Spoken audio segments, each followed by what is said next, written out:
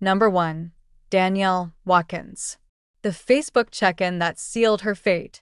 Danielle Watkins was a vibrant 28-year-old marketing professional from Columbus, Ohio, known for her infectious smile and dedication to animal rescue work.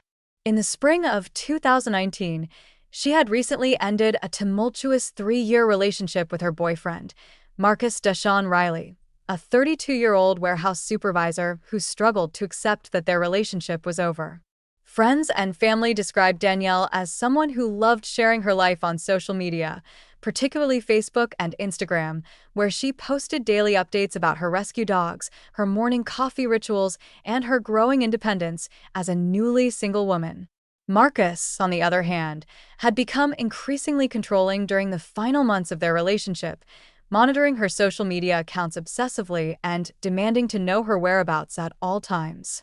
After Danielle moved out of their shared apartment in March 2019 and blocked Marcus on all platforms, she believed she had finally severed ties with him and could begin rebuilding her life. On the evening of April 12, 2019, Danielle was excited about a girls' night out with her closest friends at a new wine bar called the Vintage Cellar in the Short North Arts District of Columbus. At approximately 7:45 p.m., she posted a cheerful selfie to Facebook with a caption, "Finally unwinding with my favorite people at the Vintage Cellar. Cheers to new beginnings," and tagged her location at the establishment. What Danielle didn't know was that Marcus had created a fake Facebook profile under the name Jessica Martinez, complete with stolen photos and a fabricated backstory, and had sent her a friend request 3 weeks earlier, which she had accepted without suspicion.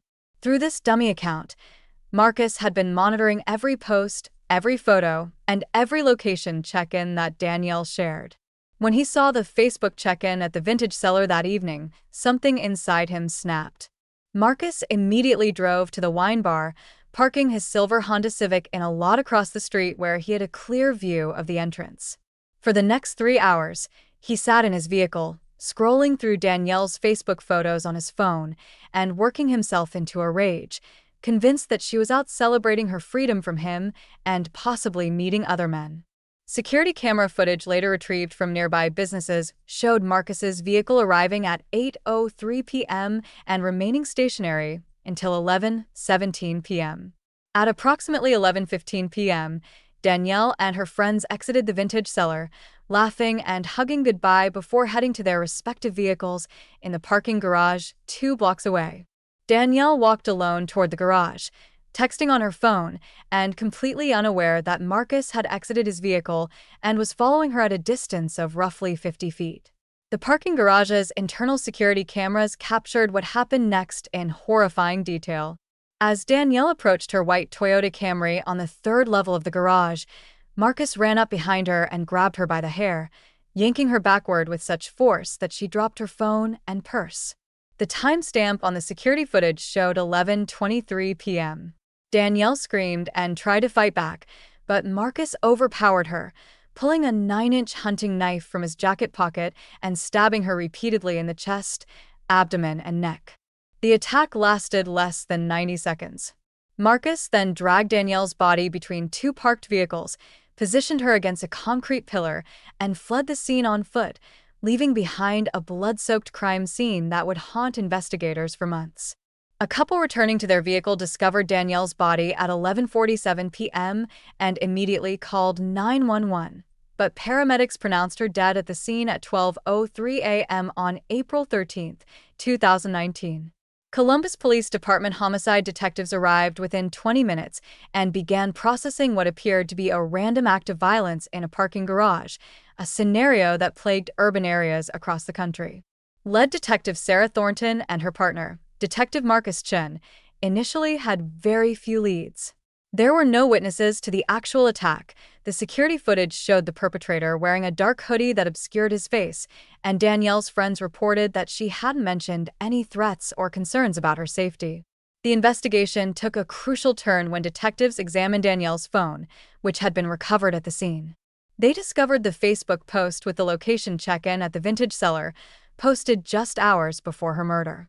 Detective Thornton immediately recognized the potential significance of this digital breadcrumb and began investigating whether someone had used that information to track Danielle's whereabouts.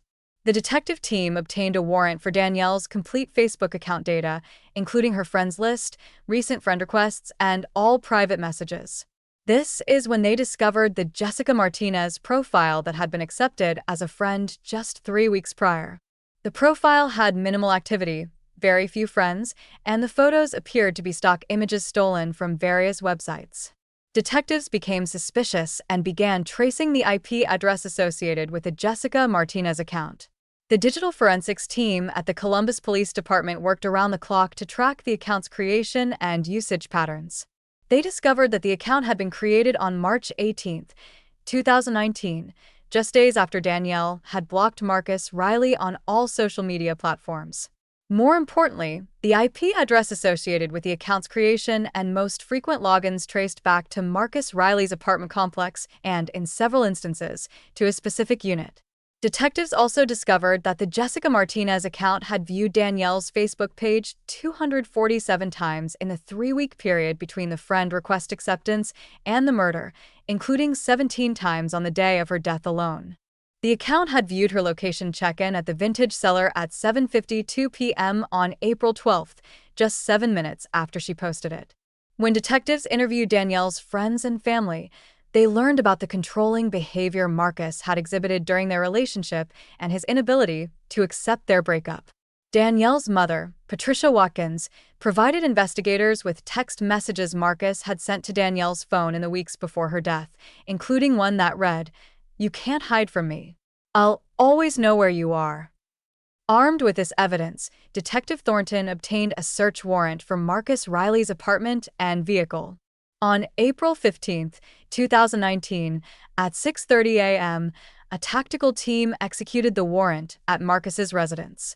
They found him asleep in his bedroom, and a search of the premises revealed a laptop computer open to the Jessica Martinez Facebook account, the same dark hoodie seen in the parking garage security footage stuffed in a laundry hamper, and the hunting knife used in the attack hidden inside a heating vent in the bathroom, still covered in Danielle's blood. Forensic analysis of the knife revealed DNA evidence that matched both Danielle Watkins and Marcus Riley. Additionally, luminol testing in Marcus's vehicle revealed traces of blood in the driver's seat and on the steering wheel, indicating he had driven home immediately after the attack. Marcus Riley was arrested and charged with aggravated murder with prior calculation and design, felonious assault, and stalking. During his interrogation, he initially denied any involvement in Danielle's death, claiming he had been home alone all evening watching television. However, when detectives presented him with the evidence linking him to the Jessica Martinez Facebook account, the parking garage security footage, and the physical evidence found in his apartment and vehicle, his demeanor changed dramatically. He requested an attorney and refused to answer any further questions. The case went to trial in Franklin County Court of Common Pleas in November 2019. The prosecution, led by Assistant District Attorney Rebecca Hamilton, built a comprehensive case demonstrating how Marcus had used social media to stalk and ultimately hunt down his ex-girlfriend. The state presented the Facebook evidence showing the fake account creation, the obsessive monitoring of Danielle's posts, and the direct correlation between her location check-in and the timing of Marcus's arrival at the Vintage Cellar. Digital forensics experts testified about the IP address data linking Marcus to the Jessica Martinez account, explaining to the jury in meticulous detail how the technology unequivocally placed him as the account operator. The parking garage security footage was played multiple times for the jury, showing the brutal attack in its entirety. While the attacker's face wasn't clearly visible, forensic video analysts testified that the height, build, and gait of the attacker matched Marcus Riley's physical characteristics. The prosecution also called witnesses who testified about Marcus's controlling behavior during his relationship with Danielle, his refusal to accept the breakup, and his threatening communications after their separation. Danielle's mother delivered heart-wrenching testimony about her daughter's fear in the final weeks of her life and her desperate attempts to distance herself from Marcus. The physical evidence was equally damning. Forensic experts testified about the blood evidence found on the knife, in Marcus's vehicle, and on the clothing recovered from his apartment. DNA analysis showed that the probability of the blood belonging to anyone other than Danielle Watkins was less than 1 in several billion. The defense attorney, Robert Mitchell, attempted to argue that the evidence was circumstantial and that someone could have stolen Marcus's computer to create the fake Facebook account. But this theory fell apart under scrutiny when prosecutors demonstrated that the account had been accessed exclusively from locations associated with Marcus's daily routine, including his workplace, his apartment, and various locations he frequented. The defense also tried to suggest that the parking garage security footage was too grainy to definitively identify Marcus as the attacker, but this argument was undermined by the overwhelming digital and physical evidence linking him to the crime. After a 3-week trial, the jury deliberated for just over 7 hours before returning a guilty verdict on all charges on November 22, 2019.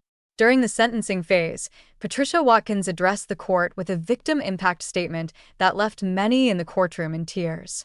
She described Danielle as a loving daughter who had tried desperately to escape an abusive relationship, only to be hunted down and murdered because she dared to share her happiness on social media.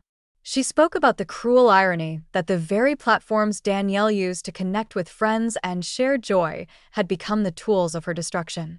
Judge Margaret Foster sentenced Marcus Riley to life in prison without the possibility of parole, plus an additional 15 years for the stalking charge. In her sentencing remarks, Judge Foster noted that this case represented a chilling evolution in domestic violence and stalking, where social media platforms designed to bring people together had been weaponized to track and destroy. She emphasized that Marcus had demonstrated premeditation, calculation, and a complete disregard for human life, making him one of the most dangerous offenders she had encountered in her 23 years on the bench. The case prompted Columbus Police Department to create a specialized digital crimes unit focused specifically on social media-facilitated stalking and violence. Detective Thornton became an advocate for digital safety awareness, conducting seminars at local schools and community centers about the dangers of oversharing location information on social media platforms. The vintage cellar, where Danielle had innocently checked in on that fateful evening, created a memorial plaque in her honor and partnered with local domestic violence organizations to raise awareness about stalking and the importance of digital privacy. Danielle's family established the Danielle Watkins Foundation, which provides resources and education about digital safety, particularly for young women exiting abusive relationships. The foundation works closely with social media companies to develop better privacy features and works with law enforcement agencies to improve their ability to investigate and prosecute social media-facilitated crimes. Marcus Riley is currently incarcerated at the Chillicothe Correctional Institution in Ohio, where he will remain for the rest of his natural life. He has filed multiple appeals, all of which have been denied by higher courts.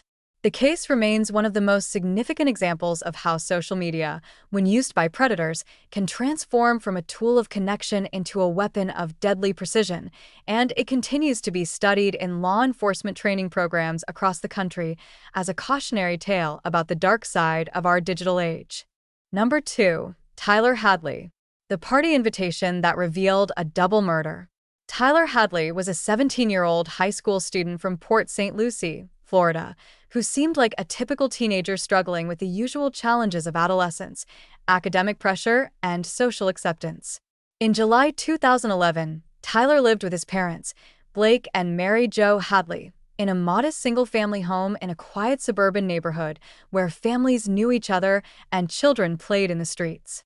Blake Hadley, 54, worked as a quality control technician at a local manufacturing plant, while Mary Jo, 47, was a dedicated homemaker who volunteered extensively at their church and local community center.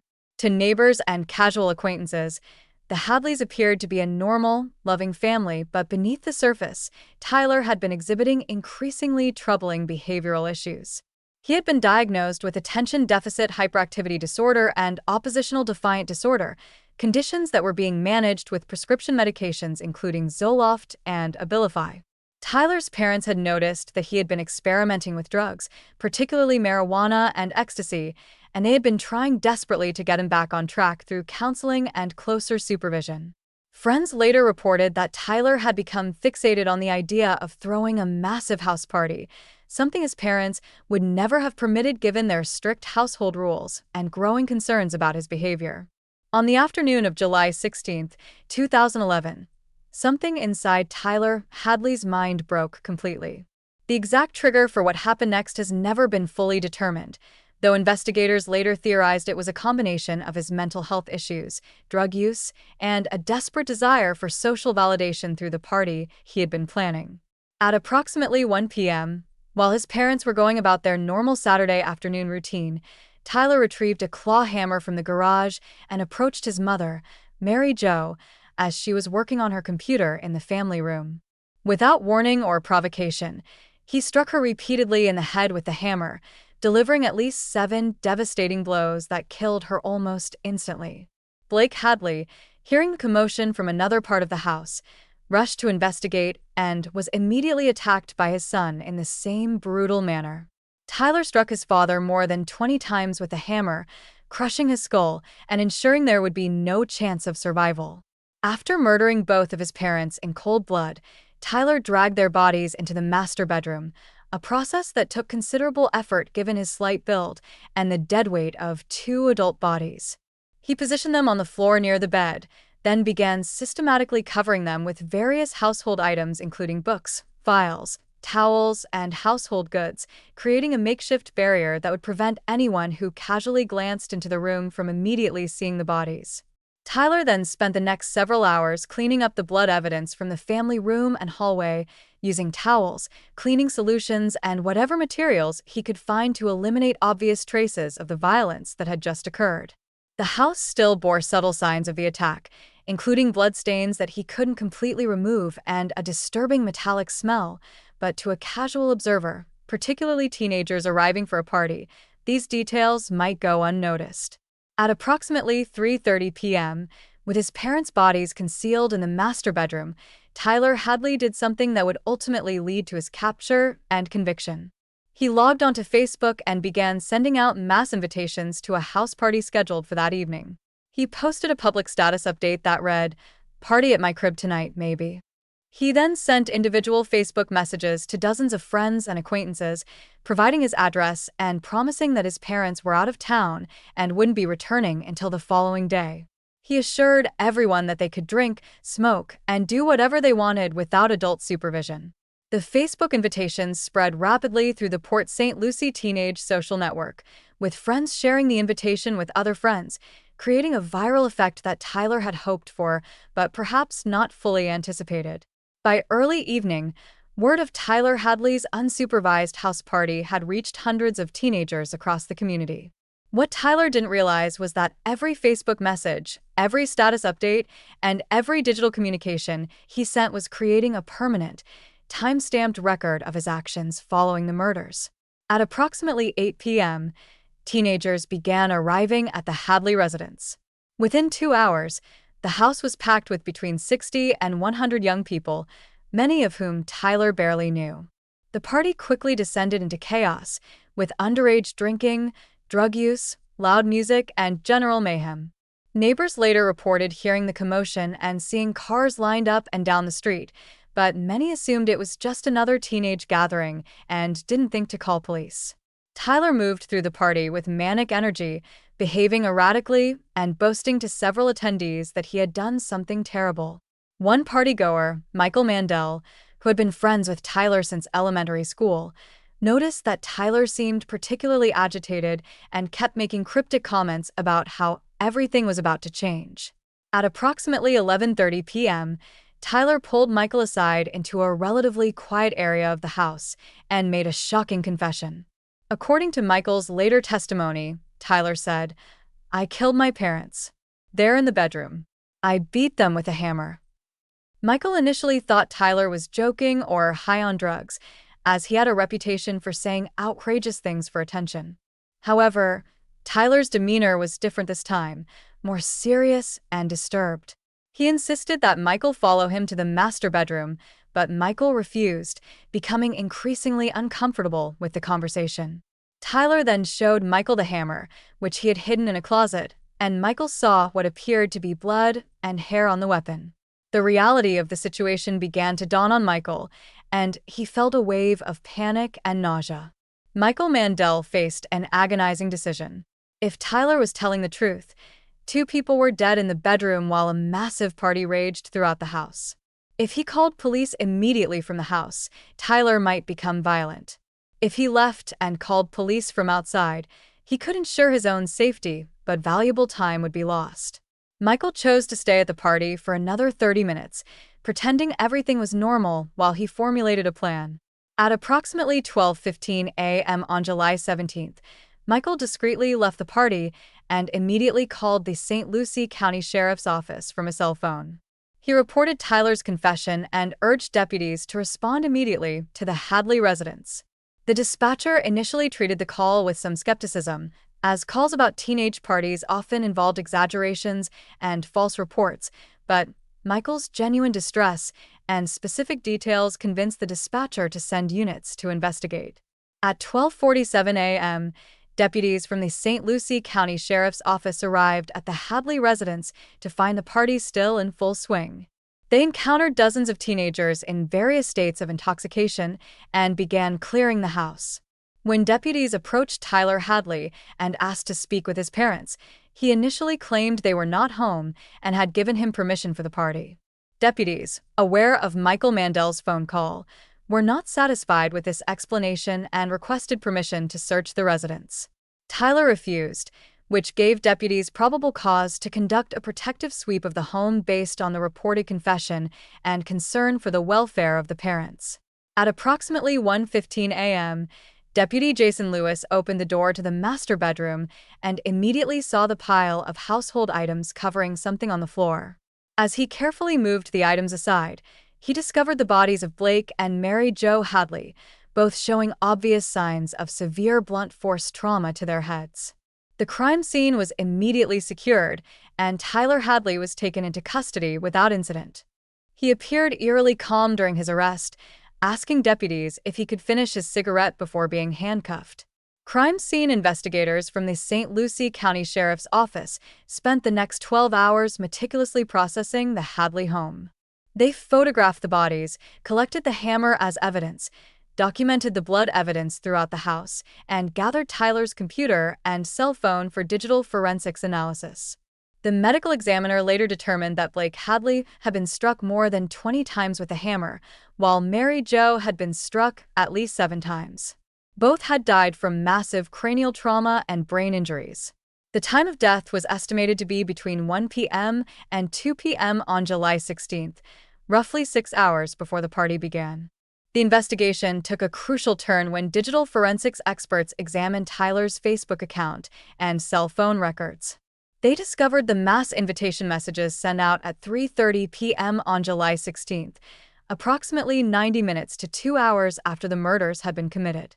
The timestamps on these messages were critical because they demonstrated that Tyler had killed his parents and then, rather than fleeing or calling for help, had deliberately planned and executed a social gathering in the same house where their bodies lay concealed. Investigators also found Facebook messages Tyler had sent to specific friends where he had hinted at doing something dramatic to gain social status. In one message sent 3 days before the murders, Tyler wrote to a friend, "I'm gonna do something that'll make everyone remember me." The digital evidence painted a disturbing picture of a teenager who had murdered his parents in cold blood and then used social media to create an alibi of normalcy, surrounding himself with witnesses who could theoretically testify that he had been acting normal and that no crime had occurred. Tyler Hadley was charged as an adult with 2 counts of first-degree murder. During his initial court appearances, he showed little emotion and spoke only to confirm his understanding of the charges against him. His defense attorneys faced an almost impossible task given the overwhelming evidence, including the murder weapon with his fingerprints and the victim's blood, the digital trail of Facebook messages, and the testimony of Michael Mandel and other partygoers to whom Tyler had confessed. The prosecution, led by Assistant State Attorney Don Porth, presented a case that emphasized the premeditated and calculated nature of Tyler's actions. They argued that the Facebook invitations sent out shortly after the murders demonstrated clear consciousness of guilt and an attempt to create a chaotic environment that might obscure evidence of the crime. Prosecutors also highlighted the particularly cruel nature of the offense, noting that Tyler had beaten his parents to death with a hammer, concealed their bodies, and then partied mere feet away from where they lay dead. The defense attempted to argue that Tyler's mental health issues and prescription medications had contributed to a psychotic break that impaired his judgment and ability to understand the nature of his actions. They presented expert testimony from psychiatrists who suggested that the combination of his diagnosed disorders, prescription medications, and potential drug interactions could have created a perfect storm of mental instability. However, the prosecution countered with their own expert witnesses who testified that Tyler's methodical actions after the murders, including cleaning up blood evidence, concealing the bodies, and sending out party invitations, demonstrated clear cognitive functioning and awareness of wrongdoing. The Facebook evidence became the centerpiece of the prosecution's case. Jurors were shown printouts of every message Tyler had sent, every status update he had posted, and a timeline that demonstrated the chilling sequence of events. The prosecution argued that a person experiencing a genuine psychotic break would not have the presence of mind to send out dozens of individual party invitations, manage responses from friends, and maintain the facade of normalcy throughout a several-hour party.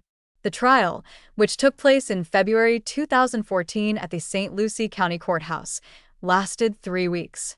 The jury heard testimony from over 40 witnesses, including partygoers who described Tyler's behavior that night, law enforcement officers who discovered the bodies, forensic experts who analyzed the physical and digital evidence, and mental health professionals who offered conflicting opinions about Tyler's psychological state. Michael Mandel's testimony was particularly impactful. He described in detail the moment Tyler confessed to him during the party, the way Tyler showed him the hammer, and the impossible moral dilemma he faced. His decision to call police, even though it meant betraying a childhood friend, likely saved evidence and prevented Tyler from potentially fleeing or destroying additional evidence. On February 18, 2014, after approximately 8 hours of deliberation, the jury returned guilty verdicts on both counts of first-degree murder. The conviction carried a mandatory sentence of life in prison without the possibility of parole. During the sentencing hearing, family members of Blake and Mary Jo Hadley delivered emotional victim impact statements describing the devastating loss of 2 beloved parents, siblings, and community members who had dedicated their lives to helping others. Tyler's own relatives expressed both grief for Blake and Mary Jo and incomprehension at how Tyler could have committed such an unthinkable act. Judge David Morgan sentenced Tyler Hadley to 2 concurrent life sentences without the possibility of parole, ensuring he would spend the rest of his life in prison. In his sentencing remarks, Judge Morgan noted that while Tyler's youth was a consideration, the brutality of the murders, the violation of the parent-child relationship, and the calculated behavior following the killings warranted the maximum sentence available under Florida law. The case sent shockwaves through Port St. Lucie and became a national story, highlighting the dangers of social media in the hands of individuals with violent intentions. The fact that Tyler had used Facebook to broadcast a party invitation while his parents' bodies lay concealed in the next room represented a new and disturbing intersection of technology and crime. Mental health professionals who studied the case noted that Tyler's desperate desire for social validation and popularity, as evidenced by his enthusiasm about the party and his social media activity, may have been a significant motivating factor in his decision to eliminate the obstacles, his parents, who would have prevented him from achieving that validation. The St. Lucie County Sheriff's Office used the case as a training example for deputies responding to large teenage gatherings, emphasizing the importance of trusting instincts when situations seem off and not dismissing reports that seem outlandish. The case also prompted discussions about parental monitoring of teenagers' social media accounts, though privacy advocates noted the complex balance between oversight and trust. Tyler Hadley is currently incarcerated at the Charlotte Correctional Institution in Punta Gorda, Florida, where he will remain for the rest of his natural life. Now in his early 30s, he has reportedly expressed remorse for his actions, though this has never been publicly verified. The case remains one of the most disturbing examples of how social media platforms designed to connect people and share experiences can become tools in the commission and discovery of heinous crimes, and it continues to be studied by criminologists, psychologists, and law enforcement professionals seeking to understand the intersection of technology, mental illness, and extreme violence. Number 3. Shayna Hubers. The selfie that proved consciousness of guilt. Shayna Hubers was a 21-year-old college student from Lexington, Kentucky, who appeared to have everything going for her: intelligence, beauty, ambition, and a seemingly bright future ahead. She was enrolled at the University of Kentucky pursuing a degree in psychology and had dreams of eventually working in the mental health field. However, beneath her polished exterior, Shayna struggled with obsessive tendencies, emotional instability, and an inability to accept rejection. In the fall of 2012, she began a tumultuous relationship with Ryan Poston, a 29-year-old attorney who had recently passed the Kentucky bar examination and was building his law career at a firm in Cincinnati, Ohio. Ryan was ambitious, successful, and lived alone in a luxury condominium in Highland Heights, Kentucky, in a building called the Parker Point Condominiums. Friends and colleagues described Ryan as intelligent, hardworking, and somewhat reserved, particularly when it came to personal relationships. The relationship between Shayna and Ryan was volatile from the beginning, characterized by intense passion followed by bitter arguments and temporary breakups. Ryan's friends later reported that he had grown increasingly uncomfortable with Shayna's possessive behavior, her constant demands for attention, and her refusal to accept boundaries. By the fall of 2012, Ryan had decided to end the relationship permanently and had even begun communicating with other women through online dating sites, hoping to move on with his life. On the evening of October 12, 2012, Shayna drove to Ryan's condominium despite knowing that he wanted to break up with her. Text messages recovered from both of their phones showed that Ryan had been trying to distance himself from Shayna and had plans to go on a date with another woman named Audrey Bolt later that evening.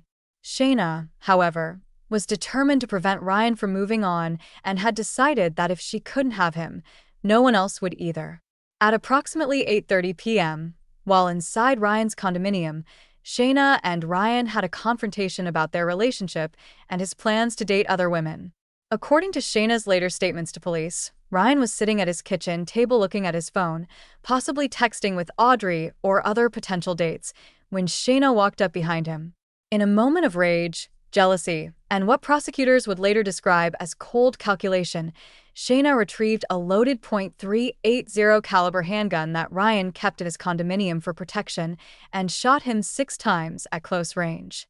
The first shot struck Ryan in the head as he sat at the table. As he fell from his chair and collapsed on the floor, Shayna stood over him and fired 5 additional shots into his body, including shots to his chest, abdomen, and head. The entire attack lasted less than a minute, and Ryan Poston, a promising young attorney with his entire life ahead of him, died on the floor of his own kitchen surrounded by blood and spent shell casings. What Shayna Hubers did in the minutes and hours following the murder would ultimately seal her fate and provide prosecutors with some of the most damning evidence ever presented in a Kentucky courtroom. Rather than immediately calling 911 or fleeing the scene in panic, Shayna spent approximately 30 minutes inside the condominium with Ryan's body, during which she calmly retrieved her cell phone and took a series of selfie photographs in Ryan's bathroom mirror. These selfies, later recovered by police from her phone, showed Shayna posing with various facial expressions, fixing her hair, adjusting her makeup, and appearing completely unbothered by the fact that she had just killed a man who lay dead in the next room. The timestamps on these photos, verified through digital forensics, show they were taken between 8:45 p.m. and 9:05 p.m., approximately 15 to 35 minutes after the shooting. At 9:08 p.m., nearly 40 minutes after she had murdered Ryan, Shayna finally called 911 from Ryan's condominium. The recording of this call would become crucial evidence at trial.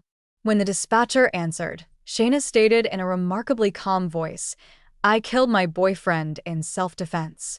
She then proceeded to provide a detailed account of what she claimed had happened, alleging that Ryan had been violent toward her, had grabbed her by the shoulders and shaken her, and had reached for the gun, forcing her to shoot him to protect herself. Throughout the 13-minute 911 call, Shayna's tone was eerily composed, occasionally even jovial, as she described the shooting. At one point, she made a shocking statement that would be played repeatedly during her trial. "I gave him the nose job he wanted." This comment referred to the fact that Ryan had previously mentioned being self-conscious about his nose, and Shayna was claiming that by shooting him in the face, she had somehow done him a favor.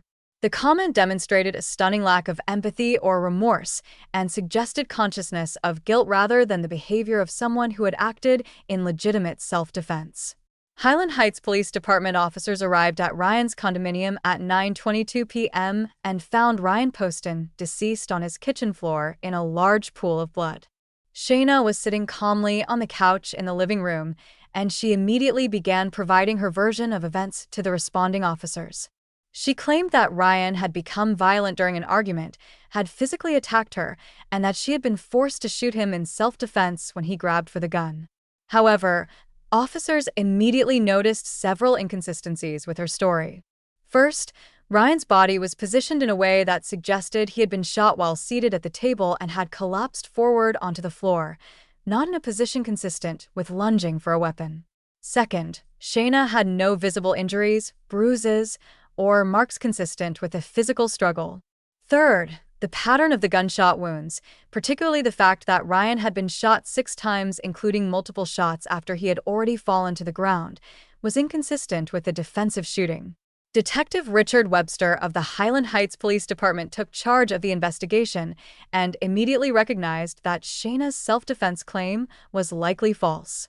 The crime scene was meticulously processed, with investigators photographing every detail, collecting the spent shell casings, recovering the murder weapon, and documenting the blood spatter patterns that would later prove crucial in reconstructing the sequence of events. Ryan's cell phone was recovered and showed multiple text message conversations with other women, including Audrey Bolt, with whom he had plans to go on a date that evening at 9 p.m. Shayna Hubers was arrested at the scene and charged with murder. During her initial interrogation at the police station, she continued to maintain her self-defense story, but investigators noticed that she seemed more concerned with how she looked on the interrogation room's video camera than with the fact that she had just killed someone. She frequently checked her reflection in the two-way mirror, adjusted her hair, and even asked detectives if she looked okay on camera. When detectives asked her to describe exactly what happened, she provided a detailed account that contradicted the physical evidence at the scene. The critical break in the case came when digital forensics experts examined Shayna's cell phone and discovered the selfie photographs taken in Ryan's bathroom after the shooting. These images shocked investigators and prosecutors alike. The fact that Shayna had taken the time to photograph herself, fix her appearance, and pose for the camera while Ryan lay dead in the next room demonstrated a level of narcissism and callousness that was almost incomprehensible. The selfies were time-stamped and geotagged, providing irrefutable proof that she had remained in the condominium for a significant period after the shooting before calling police, contradicting her claims of fear and acting in the heat of the moment. Further investigation revealed Shayna's obsessive behavior leading up to the murder. Detectives interviewed her friends and discovered that she had become increasingly unstable as Ryan tried to end the relationship. She had made numerous statements to friends indicating that she couldn't imagine life without Ryan and that she would rather see him dead than with another woman. One friend testified that Shayna had said, "If I can't have him, no one can," just days before the murder. Text messages between Shayna and Ryan showed that he had been trying desperately to create distance between them, often ignoring her messages or responding with curt replies. On the day of the murder, Ryan had texted a friend saying he was worried about how to get Shayna out of his life permanently. The case went to trial in April 2015 in Campbell County Circuit Court. The prosecution, led by Commonwealth attorney Michelle Snodgrass, built a methodical case demonstrating that this was not self-defense, but a calculated murder motivated by jealousy, obsession, and rage. The selfie photographs were the centerpiece of the prosecution's case. When shown to the jury on large screens in the courtroom, many jurors visibly reacted with shock and disgust. Prosecutors argued that a person who had genuinely killed in self-defense, who feared for her life and acted only to protect herself, would never take selfies minutes after the shooting. The act of taking these photographs demonstrated consciousness of guilt and a narcissistic personality focused on appearance and self-image rather than the gravity of having taken a human life. The medical examiner testified that the pattern and location of Ryan's gunshot wounds proved he had been shot while sitting down and defenseless, then shot multiple times after falling to the floor. The trajectory of the bullets, the lack of defensive wounds on Ryan's hands or arms, and the close-range nature of the shots all contradicted Shayna's self-defense narrative. Forensic experts also testified that the bullet that struck Ryan in the face had entered at a downward angle, consistent with him being on the ground when that shot was fired, directly contradicting Shayna's claim that he was attacking her when she shot him. The 911 call was played in its entirety for the jury, and prosecutors highlighted Shayna's calm demeanor, her bizarre comment about giving Ryan the nose job he wanted, and her lack of emotion or distress. They also presented evidence that during the call, Shayna had asked about whether she would be taken to jail and whether this would affect her future career prospects, questions that seemed to prioritize her own well-being over any concern for the man she had just killed. The defense attorneys attempted to portray Shayna as a victim of domestic abuse who had been subjected to psychological manipulation and control by Ryan Poston. They presented testimony from a domestic violence expert who suggested that Shayna's behavior could be explained by battered woman syndrome and that her emotional state at the time of the shooting was one of genuine fear. However, this theory was severely undermined by the lack of any physical evidence of abuse, the absence of any prior police reports or documented incidents of violence, and testimony from Ryan's friends and family that he was a gentle, nonviolent person. The prosecution countered with their own expert witnesses who testified that the selfie photos and the 911 call demonstrated not fear or trauma, but narcissism and a complete lack of empathy. The text messages between Ryan and Shayna were also presented to the jury, showing that Ryan had been trying to end the relationship and that Shayna had been harassing him with constant messages and demands for attention. After a month-long trial featuring over 60 witnesses and hundreds of pieces of evidence, the jury deliberated for approximately 6 hours before returning a guilty verdict on the charge of murder on April 23, 2015. The conviction carried a sentence of 40 years to life in prison. However, the case took an unexpected turn when it was discovered that one of the jurors had failed to disclose a prior felony conviction during jury selection, which under Kentucky law disqualified them from serving on a jury. This discovery led to the verdict being overturned and a new trial being ordered. The second trial took place in August 2018, again in Campbell County Circuit Court. The prosecution presented essentially the same case, with the selfie photographs once again serving as the most powerful evidence of Shayna's guilt and lack of remorse. The defense attempted a slightly different strategy, focusing more heavily on Shayna's mental health and suggesting she had been in a dissociative state at the time of the shooting. However, this argument was again undermined by the methodical nature of her actions after the killing, including taking selfies, cleaning up, and crafting a self-defense narrative before calling police. On August 28, 2018, after another lengthy trial, a second jury found Shayna Hubers guilty of murder. During the sentencing phase, Ryan Poston's family members delivered heart-wrenching victim impact statements describing the devastating loss of their son and brother. Ryan's mother spoke about the promising future that had been stolen from him and the anguish of knowing that his final moments had been filled with terror and betrayal by someone he had once cared about.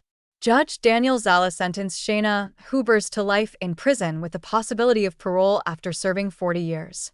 In his sentencing remarks, Judge Zala noted that the evidence, particularly the selfie photographs, demonstrated a level of callousness and narcissism that was deeply disturbing.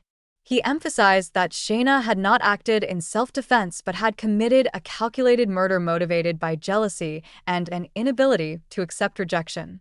The case became a national sensation and was featured on numerous true crime television programs and podcasts.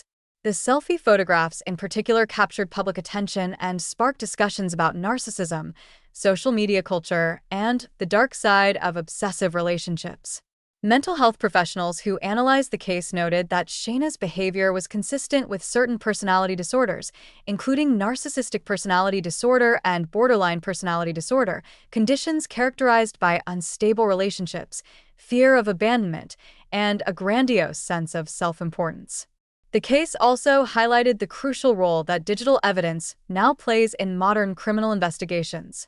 Without the selfie photographs recovered from Shayna's phone, prosecutors would have had a much harder time proving consciousness of guilt and refuting her self-defense claims. The timestamps and metadata associated with the photos provided irrefutable proof of when they were taken and undermined her entire defense narrative. Shayna Hubers is currently incarcerated at the Kentucky Correctional Institution for Women in Pewee Valley, Kentucky. She will not be eligible for parole until 2052, when she will be in her early 60s. The case remains one of the most shocking examples of how social media and digital narcissism can intersect with violent crime, and it continues to be studied by forensic psychologists and legal professionals as an illustration of how digital evidence can provide unique insights into a defendant's state of mind and consciousness of guilt. Number 4. Daniel Drayton, the dating app serial predator exposed by his own posts. Daniel Drayton was a 30-year-old man from New Haven, Connecticut, who presented himself on dating apps and social media platforms as a charming, successful entrepreneur looking for meaningful connections with women. His social media profiles featured photos of him dressed in expensive clothing, posing with luxury cars, and describing himself as a businessman who loved to travel and treat women like queens. Between 2011 and 2018, Drayton used numerous dating apps including Tinder, Plenty of Fish, Bumble, and Match.com to meet women across multiple states, creating an extensive digital footprint that would ultimately lead to his identification and capture. What these women didn't know was that behind the charming smile and romantic messages lurked a violent sexual predator who had left a trail of assaulted, terrorized, and murdered victims across the country. Drayton's pattern was consistent and calculated. He would match with women on dating apps, engage them in friendly conversation for several days or weeks to build trust, then arrange to meet in person. Once he had gained access to their homes or hotel rooms, he would become violent, sexually assaulting his victims and often strangling them to the point of unconsciousness. In some cases, he would tie them up, beat them, and subject them to hours of sexual torture before leaving them traumatized and terrified. Law enforcement agencies in multiple states had been investigating sexual assaults that seemed to follow a similar pattern, but without a clear suspect or connection between the cases, these investigations remained frustratingly stalled. The break in the case came in July 2018, when Drayton's violence escalated from sexual assault to murder. On July 17, 2018, the body of 31-year-old Samantha Stewart was discovered in her apartment in Queens, New York. Samantha had been strangled to death and left in her bed, and investigators found that her credit cards and other personal belongings were missing. Samantha's roommate told police that Samantha had been excited about a date with a man she had met on Tinder and that she had brought him back to their apartment the night before her body was discovered. The roommate had been out that evening and had returned home late, not realizing what had happened in the other bedroom. NYPD detectives immediately obtained access to Samantha's phone and dating app accounts, where they found her recent matches and conversations. One conversation with a man using the name Daniel Drayton stood out because it had continued right up until the evening before her death. Detectives were able to obtain Drayton's profile information from Tinder, including the photos he had used and some basic details he had provided. They began circulating these photos to other law enforcement agencies, asking if anyone had investigated cases involving a suspect matching this description. The response was overwhelming. Police departments in Connecticut, New York, Pennsylvania, Virginia, North Carolina, and California all reported having cases involving sexual assaults where the suspect had met victims through dating apps and matched Drayton's description and methodology. Detectives discovered that Drayton had been previously arrested in Connecticut in 2011 for assault and strangulation of a girlfriend, but had been released after serving only a brief sentence. After his release, he had moved frequently between states, using dating apps to identify and target vulnerable women. What made the investigation particularly challenging was that Drayton was constantly on the move, never staying in one location for more than a few days or weeks at a time. However, investigators had one crucial advantage: Drayton's own social media activity. While he was perpetrating these horrific crimes, Drayton was simultaneously maintaining active Facebook, Instagram, and Snapchat accounts where he posted frequent updates about his life, his travels, and his whereabouts. In a stunning display of arrogance and narcissism, Drayton posted photos and status updates from various cities and states, often geotagging his locations and checking in at hotels, restaurants, and other businesses. Digital forensics experts working with the NYPD's Major Case Squad began systematically analyzing Drayton's social media accounts, creating a comprehensive timeline of his movements based on his posts, check-ins, and geotagged photos. What they discovered was chilling. Drayton's social media posts aligned almost perfectly with the times and locations of numerous unsolved sexual assaults and attacks on women across multiple states.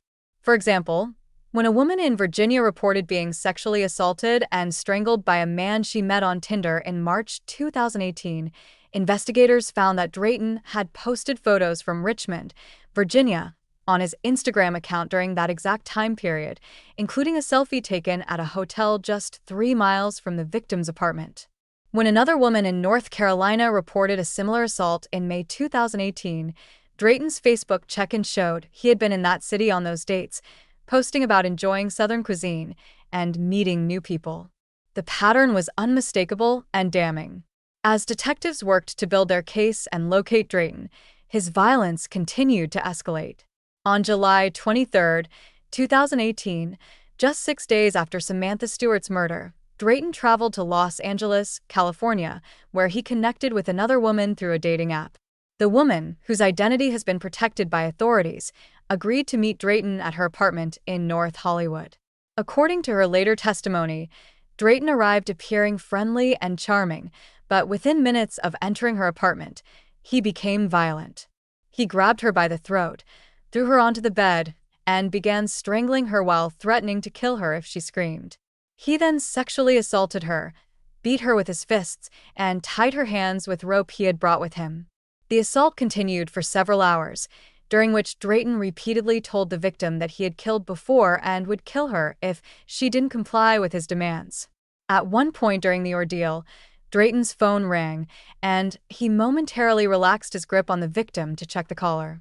In that split second, the victim, showing extraordinary courage and presence of mind, managed to break free from her restraints and ran from the apartment screaming for help. Neighbors heard her cries and immediately called 911. Los Angeles Police Department officers arrived at the scene within minutes, but Drayton had already fled. The victim, though severely traumatized and injured, was able to provide detectives with a detailed description of her attacker and, crucially, told them that they had connected on a dating app and that his profile name was Daniel Drayton.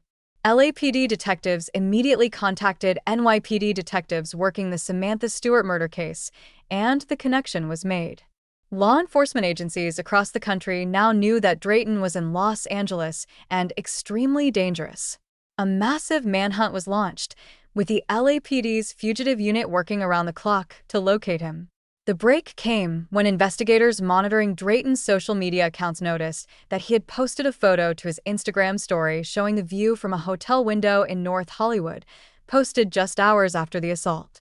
Digital forensics experts were able to use the angle of the photo, the visible landmarks in the background, and other contextual clues to identify the specific hotel and even the likely floor where the photo had been taken.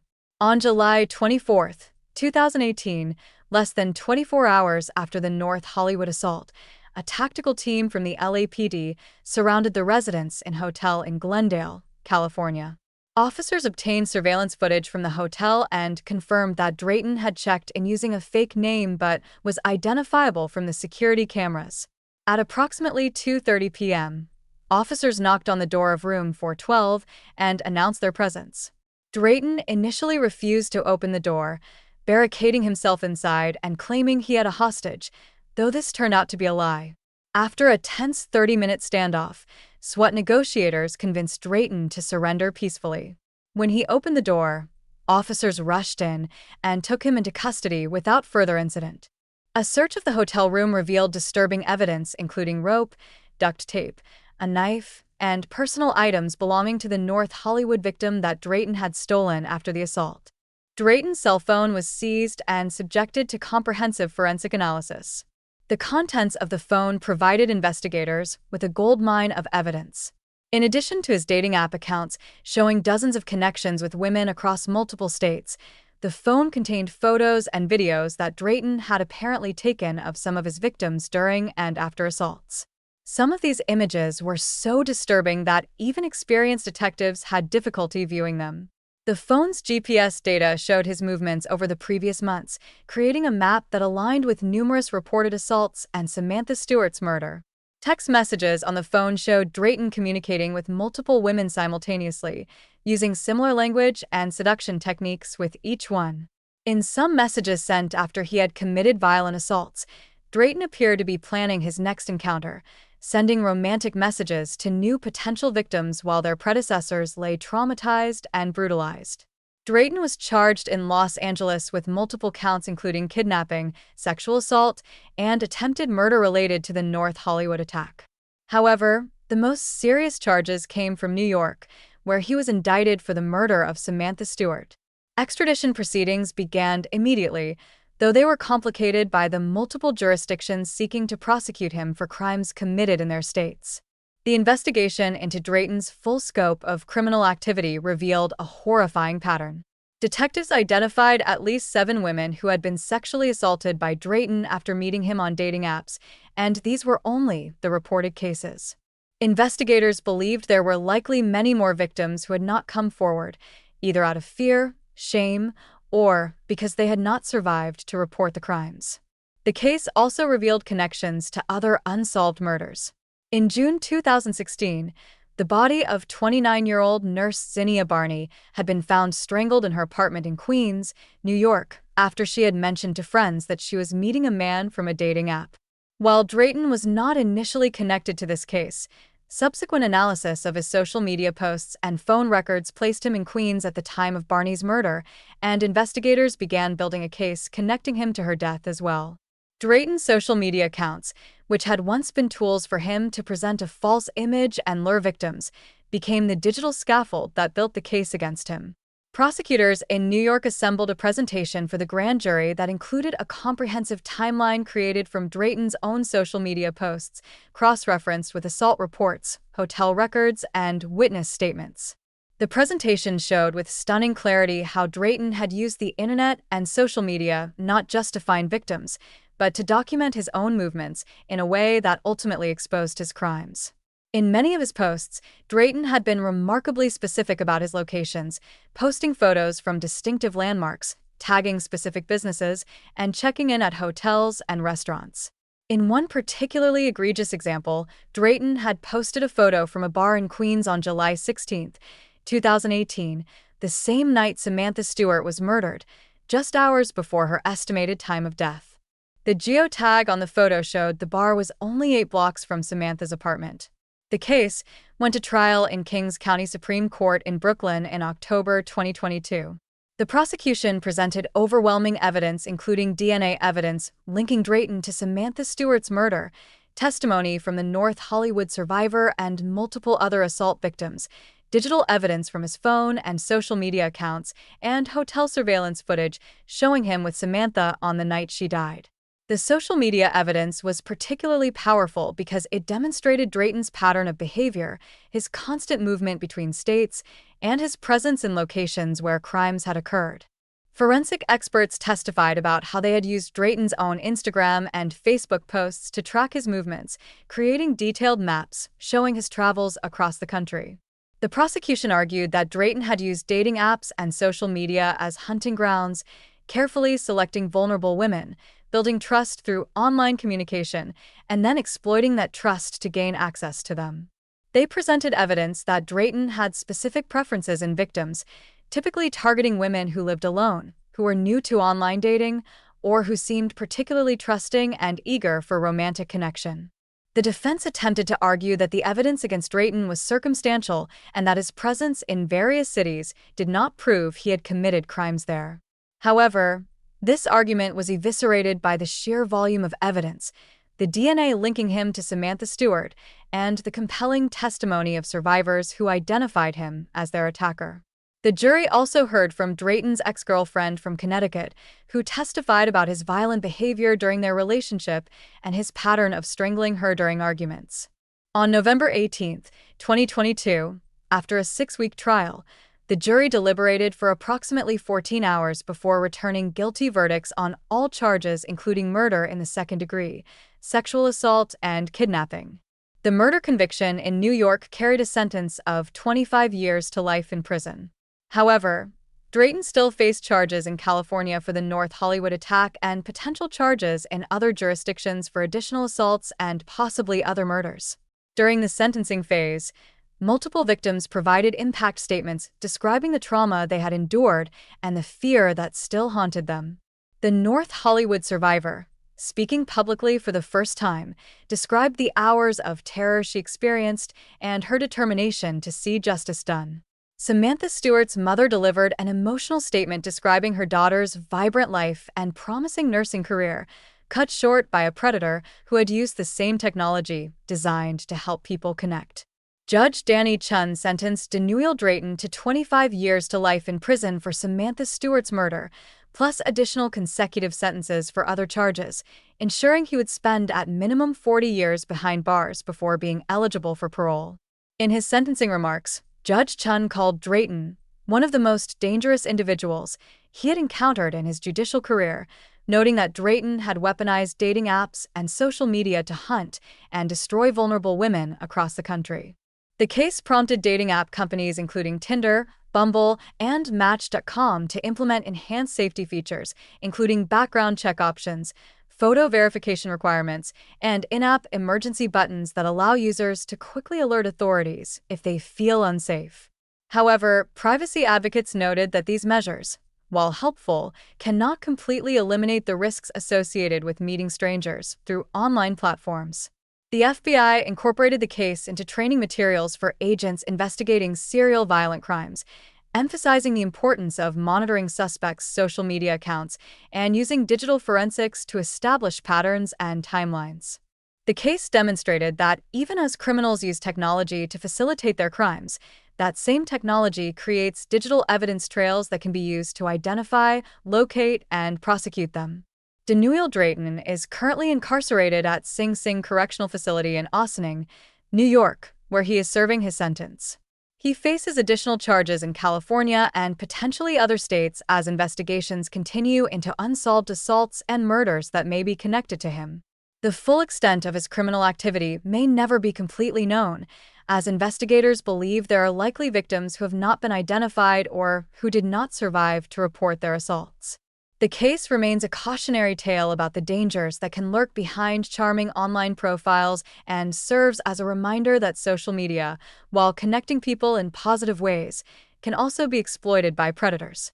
It also stands as a testament to the fact that criminals who document their own lives on social media may ultimately be creating the evidence that will convict them, as Drayton's own posts, photos, and check-ins became the digital rope that hanged him in the court of law. Number 5. Gran Amato. The online obsession captured in browser history. Gran Amato was a 30-year-old unemployed nurse from Chilwota, Florida, who in early 2019 became consumed by an obsession that would ultimately lead to the murder of his entire family. Grant had lived a relatively unremarkable life until his late 20s, working as a nurse at various healthcare facilities in the Orlando area and living with his parents, Chad and Margaret Amato, and his older brother Cody in the family's comfortable suburban home. However, Grant's life began to unravel in 2018 when he was fired from his nursing job for stealing medication and subsequently lost his nursing license. Unable to find work and increasingly isolated, Grant retreated into the world of the internet, where he discovered a Bulgarian webcam model who went by the online name Sylvie. Sylvie worked on an adult webcam site where users could pay for private video chat sessions, and Grant became immediately and completely infatuated with her. What began as occasional viewing sessions quickly spiraled into an all-consuming addiction. Grant began spending hours every day on the webcam site, paying for private sessions with Sylvie and convincing himself that their relationship was real and meaningful rather than a transactional business arrangement. Sylvie, like many cam models, was skilled at making clients feel special and connected, sending personalized messages and videos that Grant interpreted as genuine romantic interest. Over the course of several months, Grant's spending on the webcam site escalated dramatically. He exhausted his savings, maxed out his credit cards, and eventually began stealing money from his family to fund his obsession. His parents, Chad and Margaret, both in their early 60s and hardworking individuals who had spent their lives building financial security for their family, began noticing that money was disappearing from their accounts. When they confronted Grant about it in December 2018, he initially denied any wrongdoing, but the evidence was overwhelming. Bank records showed tens of thousands of dollars in unauthorized charges to adult webcam sites, purchases of digital tokens used to pay for private sessions, and even international money transfers to Bulgaria. Chad and Margaret were devastated. Not only had their son stolen from them, but he had destroyed his nursing career and was throwing away his future for an online fantasy. In late December 2018, they staged an intervention with the help of Grant's brother Cody and a family therapist. During this intervention, Grant was confronted with the extent of his theft and addiction and given an ultimatum. He needed to seek professional treatment for addiction, find employment, repay the money he had stolen, and completely cease all contact with Sylvie and the webcam site. If he refused, he would no longer be welcome in the family home. Grant reluctantly agreed and entered a 60-day addiction treatment program that specialized in internet and pornography addiction. During his time in treatment, his access to computers and the internet was strictly controlled. However, counselors at the facility later reported that Grant showed little genuine interest in recovery and instead spent most of his time talking about Sylvie, insisting that she genuinely cared about him and that once he got out of treatment, he would find a way to be with her. On January 4, 2019, Grant completed the treatment program and returned to his family's home. His parents established strict rules. He was prohibited from using computers or the internet without supervision.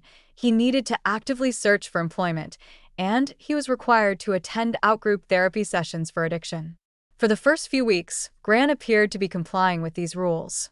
However, what his family didn't know was that Grant had been secretly using his brother Cody's laptop when Cody was at work, accessing the webcam site and resuming his contact with Sylvie.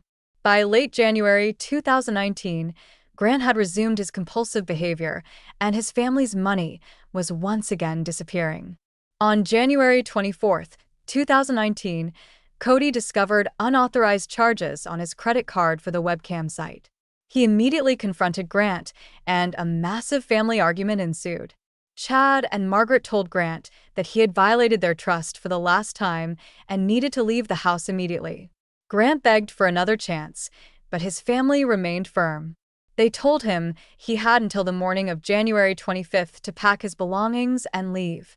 That evening, Grant logged onto the webcam site one final time using Cody's laptop. His browser history, later recovered by digital forensics experts, showed that he spent hours in private sessions with Sylvie, during which he apparently told her about the ultimatum from his family. According to records from the webcam site, Sylvie responded to Grant's distress not with empathy, but with indifference, telling him that if he could no longer afford to pay for sessions, she would not be able to continue talking with him. This rejection, combined with the ultimatum from his family, appears to have triggered something catastrophic in Grant's mind. At approximately 3 a.m. on January 25, 2019, Grant retrieved a handgun that his father Chad kept in the master bedroom of the house. He then systematically executed his family as they slept. First, he entered his parents' bedroom and shot both Chad and Margaret Amato in the head at close range, killing them instantly as they lay in their bed. He then walked down the hallway to his brother Cody's room and shot him in the head as well, again at close range while Cody slept. All three victims died without any apparent struggle or warning, suggesting they never woke up before being killed. After murdering his entire family, Grant engaged in behavior that demonstrated a complete detachment from reality and a shocking level of narcissism and selfishness. Rather than calling police, fleeing, or showing any remorse, Grant spent the next several hours staging the crime scene to make it appear as though there had been a murder-suicide. He placed the gun in Cody's hand and arranged the scene to suggest that Cody had killed their parents before killing himself. Grant then went to his own bedroom, logged onto Cody's laptop, and resumed his webcam sessions with Sylvie, spending money he had stolen from his dead brother's credit cards to pay for private shows.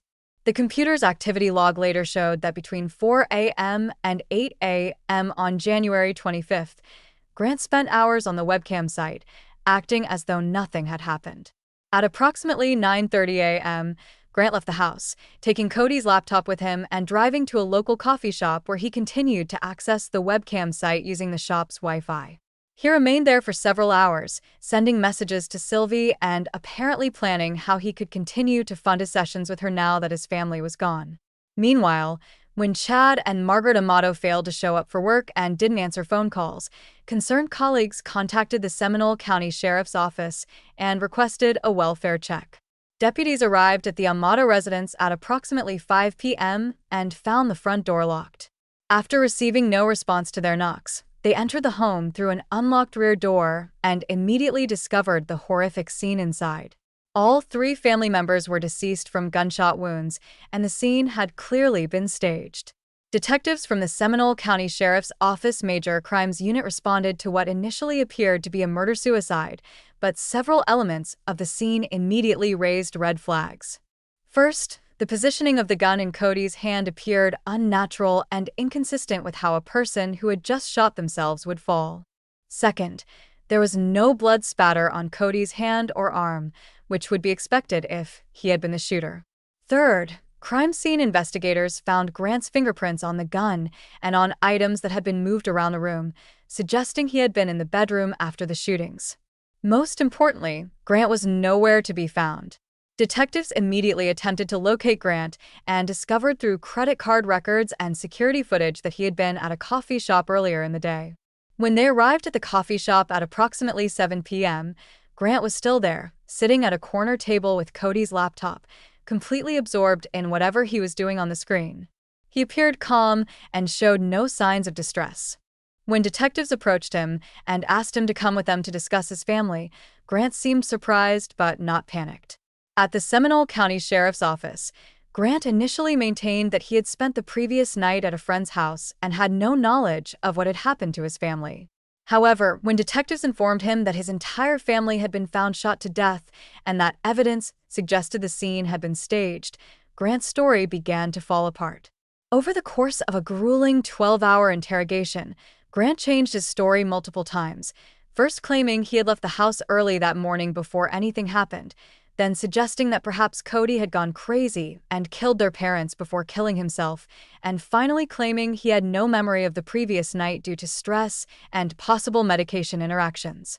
Detectives, however, had obtained warrants for Grant's phone, Cody's laptop, and the family's home computers. What they discovered on these devices provided a minute-by-minute account of Grant's activities before, during, and after the murders.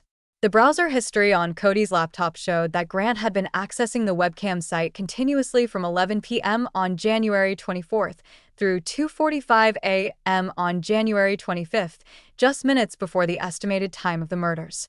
The history then showed a gap of approximately 1 hour, from 2:45 a.m. to 3:50 a.m., which corresponded exactly with the medical examiner's estimated time of death for the 3 victims. At 3:50 a.m., the browser history resumed, showing Grant logging back into the webcam site and resuming his sessions with Sylvie. This pattern continued through the morning and into the afternoon, with Grant spending thousands of additional dollars on webcam sessions while his family lay dead in the house. Digital forensics experts recovered Grant's messages to Sylvie from the webcam site servers. In these messages, sent in the hours after the murders, Grant made no mention of what had happened and instead focused on telling Sylvie how much he loved her and how he was going to find a way to come to Bulgaria to be with her in person. He apparently believed that with his family gone and access to their financial resources, he would be able to fund his obsession indefinitely. The evidence was overwhelming. Crime scene investigators found gunshot residue on Grant's hands and clothing, indicating he had recently fired a weapon. The gun used in the murders had Grant's fingerprints on it in locations inconsistent with it being handled by Cody. Cell phone tower data showed that Grant's phone had been at the house during the time of the murders and had not left until 9:30 a.m., contradicting his claims that he had spent the night elsewhere. Bank records showed that in the hours after the murders, Grant had stolen additional money from Cody's accounts to fund webcam sessions. Grant Amato was arrested and charged with 3 counts of first-degree premeditated murder. The case went to trial in Seminole County Circuit Court in July 2019. The prosecution, led by Assistant State Attorney Stuart Stone, presented a comprehensive case built largely on digital evidence that painted a devastating picture of a man so consumed by an online obsession that he murdered his entire family rather than give it up. The browser history and computer activity logs were presented in extensive detail, showing the jury exactly what Grant had been doing in the hours before and after the murders.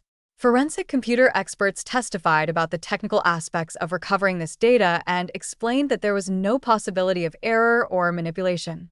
The jury saw with their own eyes the timeline of Grant's activity: webcam sessions until 2:45 a.m., a 1-hour gap during which the murders occurred, then an immediate resumption of webcam sessions continuing through the entire day.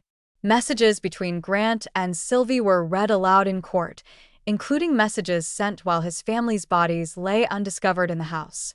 In these messages, Grant wrote about his love for Sylvie, his plans for their future together, and his excitement about being able to spend more time and money on her shows. The prosecution also presented financial records showing that Grant had stolen over $200,000 from his family over the course of his obsession with Sylvie, including $60,000 in the final 2 months before the murders. The defense attempted to argue that Grant was mentally ill and not responsible for his actions, presenting expert witnesses who testified about internet addiction and its effects on the brain. They suggested that Grant's judgment had been so impaired by his addiction that he could not form the requisite intent for first-degree murder. However, this argument was severely undermined by the evidence of Grant's methodical actions after the murders, including staging the crime scene, taking Cody's laptop, and calmly going about his day at the coffee shop. The prosecution's rebuttal witnesses testified that while internet addiction is real, it does not eliminate criminal responsibility or the ability to understand right from wrong. After a month-long trial, the jury deliberated for approximately 8 hours before returning guilty verdicts on all 3 counts of first-degree murder on July 31, 2019. During the sentencing phase, extended family members and friends of the Amato family delivered victim impact statements describing the devastating loss of Chad, Margaret, and Cody. They spoke about how Grant had destroyed an entire loving family for the sake of an online fantasy and how his actions had left a permanent scar on everyone who knew the Amatos.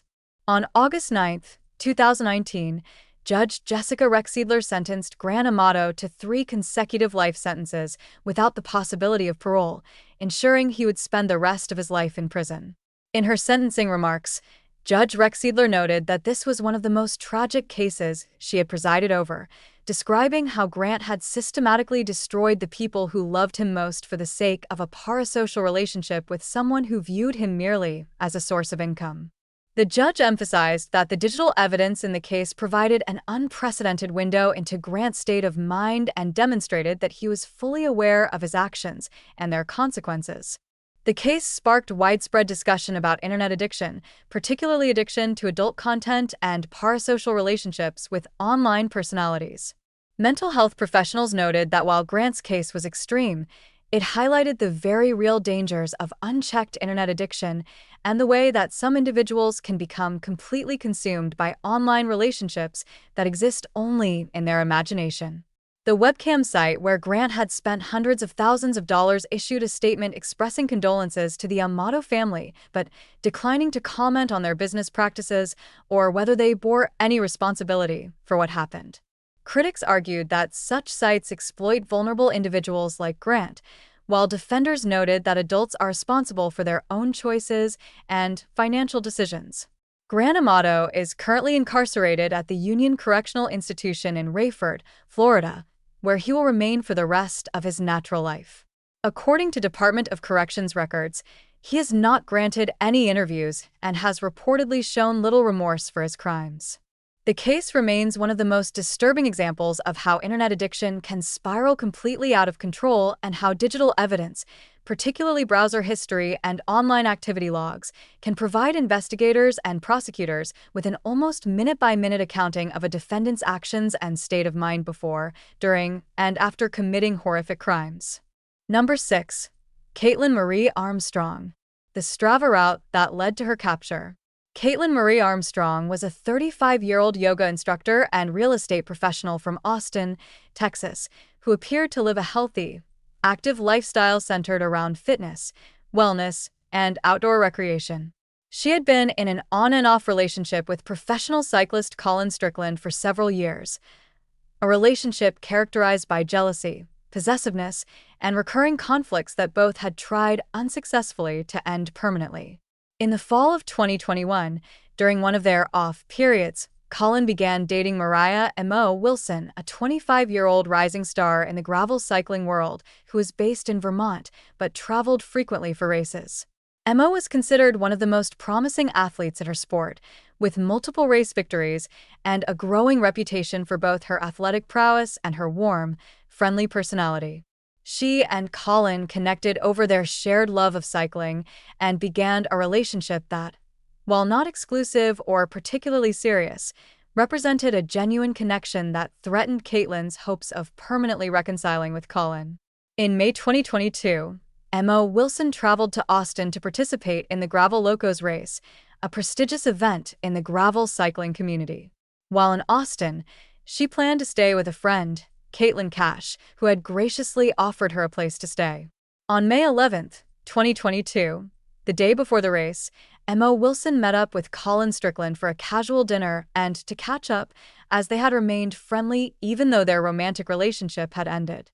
Colin picked Mo up from Caitlin Cash's apartment at approximately 5:45 p.m., and they rode together on his motorcycle to a local pool hall and restaurant called Pool Burger, where they had dinner and played pool for about an hour.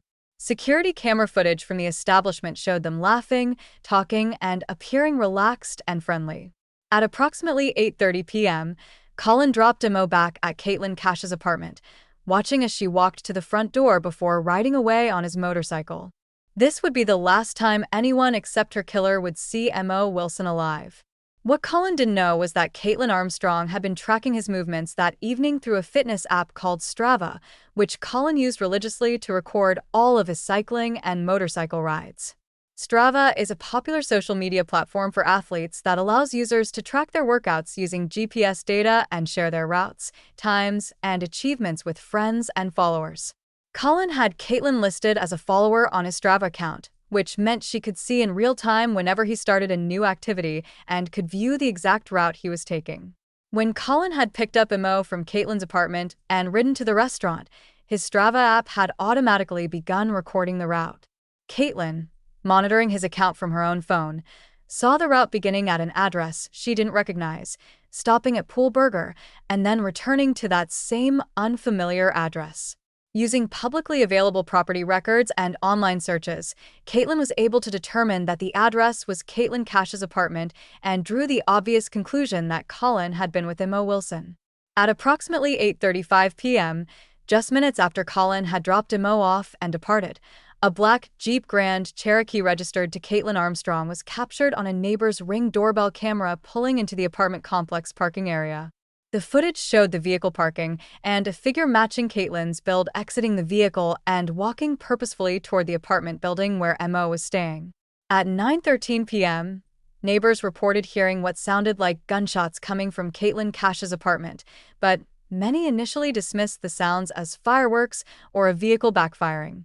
Caitlin Cash herself was not home at the time, as she was working an evening shift at her job. When Caitlin returned home at approximately 10 p.m., she found the front door unlocked, which she found odd since Mo was usually very security conscious. When she entered the apartment and called out for Mo, there was no response. Caitlin walked further into the apartment and discovered Mo Wilson lying on the bathroom floor in a pool of blood, having been shot multiple times.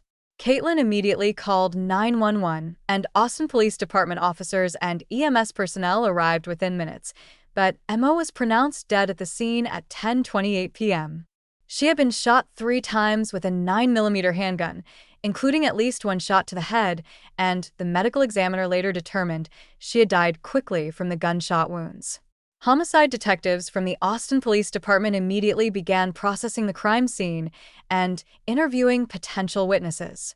The investigation initially focused on Mo's personal life, her recent activities in Austin, and anyone who might have had a motive to harm her. When detectives interviewed Colin Strickland the following morning, he was devastated and initially struggled to understand why anyone would want to hurt Mo. However, when detectives asked about his relationship history and whether anyone might have been jealous of his connection with Mo, Colin immediately mentioned Kaitlin Armstrong. He explained the history of their tumultuous relationship, Caitlin's jealous tendencies, and the fact that she had become increasingly possessive and upset whenever he spent time with other women. Detectives immediately began investigating Kaitlin as a potential suspect. They obtained surveillance footage from businesses near Kaitlin Cash's apartment and discovered the Ring doorbell footage, showing the black Jeep Cherokee arriving at the complex at 8:35 p.m., just minutes after Colin had dropped Mo off. A check of vehicle registration records confirmed that Kaitlin Armstrong owned a black Jeep Cherokee matching the description of the vehicle in the footage. Detectives also obtained a warrant for Colin Strickland's Strava account and discovered the GPS route data showing his movements on the evening of May 11th. The route clearly showed him traveling from his home to Kaitlin Cash's apartment, then to Pool Burger, and back to the apartment. Digital forensics experts determined that this route had been visible to all of Colin's Strava followers, including Kaitlin Armstrong, in real time as the activity was being recorded. This meant that Kaitlin would have been able to see exactly where Colin was going, when he arrived, and when he left, giving her the information she needed to locate Mo Wilson. Further investigation revealed that Kaitlin had accessed Colin's Strava account at 6:03 p.m. on May 11th, approximately the same time Colin was picking up Mo for their dinner. She had continued to monitor the account throughout the evening, with her last recorded view of the activity being at 8:31 p.m., just minutes before the black Jeep Cherokee appeared on the Ring camera footage at the apartment complex. On May 12, 2022, detectives contacted Kaitlin Armstrong and asked her to come to the police station for an interview. She agreed and arrived at approximately 1 p.m. During the interview, Kaitlin denied any involvement in Mo Wilson's death and claimed she had been home alone on the evening of May 11th. When detectives showed her the Ring camera footage of a vehicle matching her Jeep Cherokee at the apartment complex, she insisted it wasn't her vehicle and suggested there must be other black Jeeps in Austin. However, her story began to fall apart when detectives presented additional evidence. Ballistics testing had been conducted on shell casings found at the crime scene, and experts had determined they were fired from a 9mm handgun. When detectives asked Kaitlin if she owned any firearms, she initially denied it, but when confronted with purchase records showing she had bought a 9mm handgun from a local firearms dealer in 2021, she admitted to owning the weapon but claimed it had been stolen months earlier. However, she had never reported the theft to police, which investigators found highly suspicious. After approximately 90 minutes of questioning, Kaitlin requested an attorney, and the interview ended. Due to a technical issue with the warrant used to bring her in for questioning, detectives were forced to release her that evening. This proved to be a catastrophic mistake. Within hours of being released, Kaitlin Armstrong began planning her escape from justice. On May 13, 2022, she sold her Jeep Cherokee to a used car dealership for cash, receiving approximately $12,000. She then withdrew additional cash from her bank accounts, purchased a plane ticket using a friend's passport and credit card, and on May 14th, boarded a flight from Austin to Houston and from Houston to San Jose, Costa Rica. By the time Austin Police Department detectives obtained an arrest warrant for Kaitlin Armstrong on May 17, 2022, charging her with first-degree murder in the death of Mo Wilson, she had already fled the country and was hiding in Costa Rica. What followed was a 43-day international manhunt that would ultimately be solved in part by Caitlin's own social media activity and digital footprint. U.S. Marshals Service fugitive investigators, working in coordination with the Austin Police Department and Costa Rican authorities, began tracking Caitlin's movements and digital presence. Although Kaitlin had been careful to avoid using her own credit cards or phone, Investigators discovered that she had created a fake email account and had been communicating with yoga studios and hostels in Costa Rica, apparently seeking employment and temporary housing. Digital forensics experts traced the IP addresses associated with these email communications and determined they were originating from the Santa Teresa Beach area of Costa Rica, a popular destination for surfers, yoga enthusiasts, and digital nomads. Investigators also discovered that Kaitlin had undergone cosmetic surgery shortly after arriving in Costa Rica, apparently attempting to alter her appearance to avoid detection. She had dyed her hair dark brown, cut it short, and had a rhinoplasty procedure performed at a private clinic.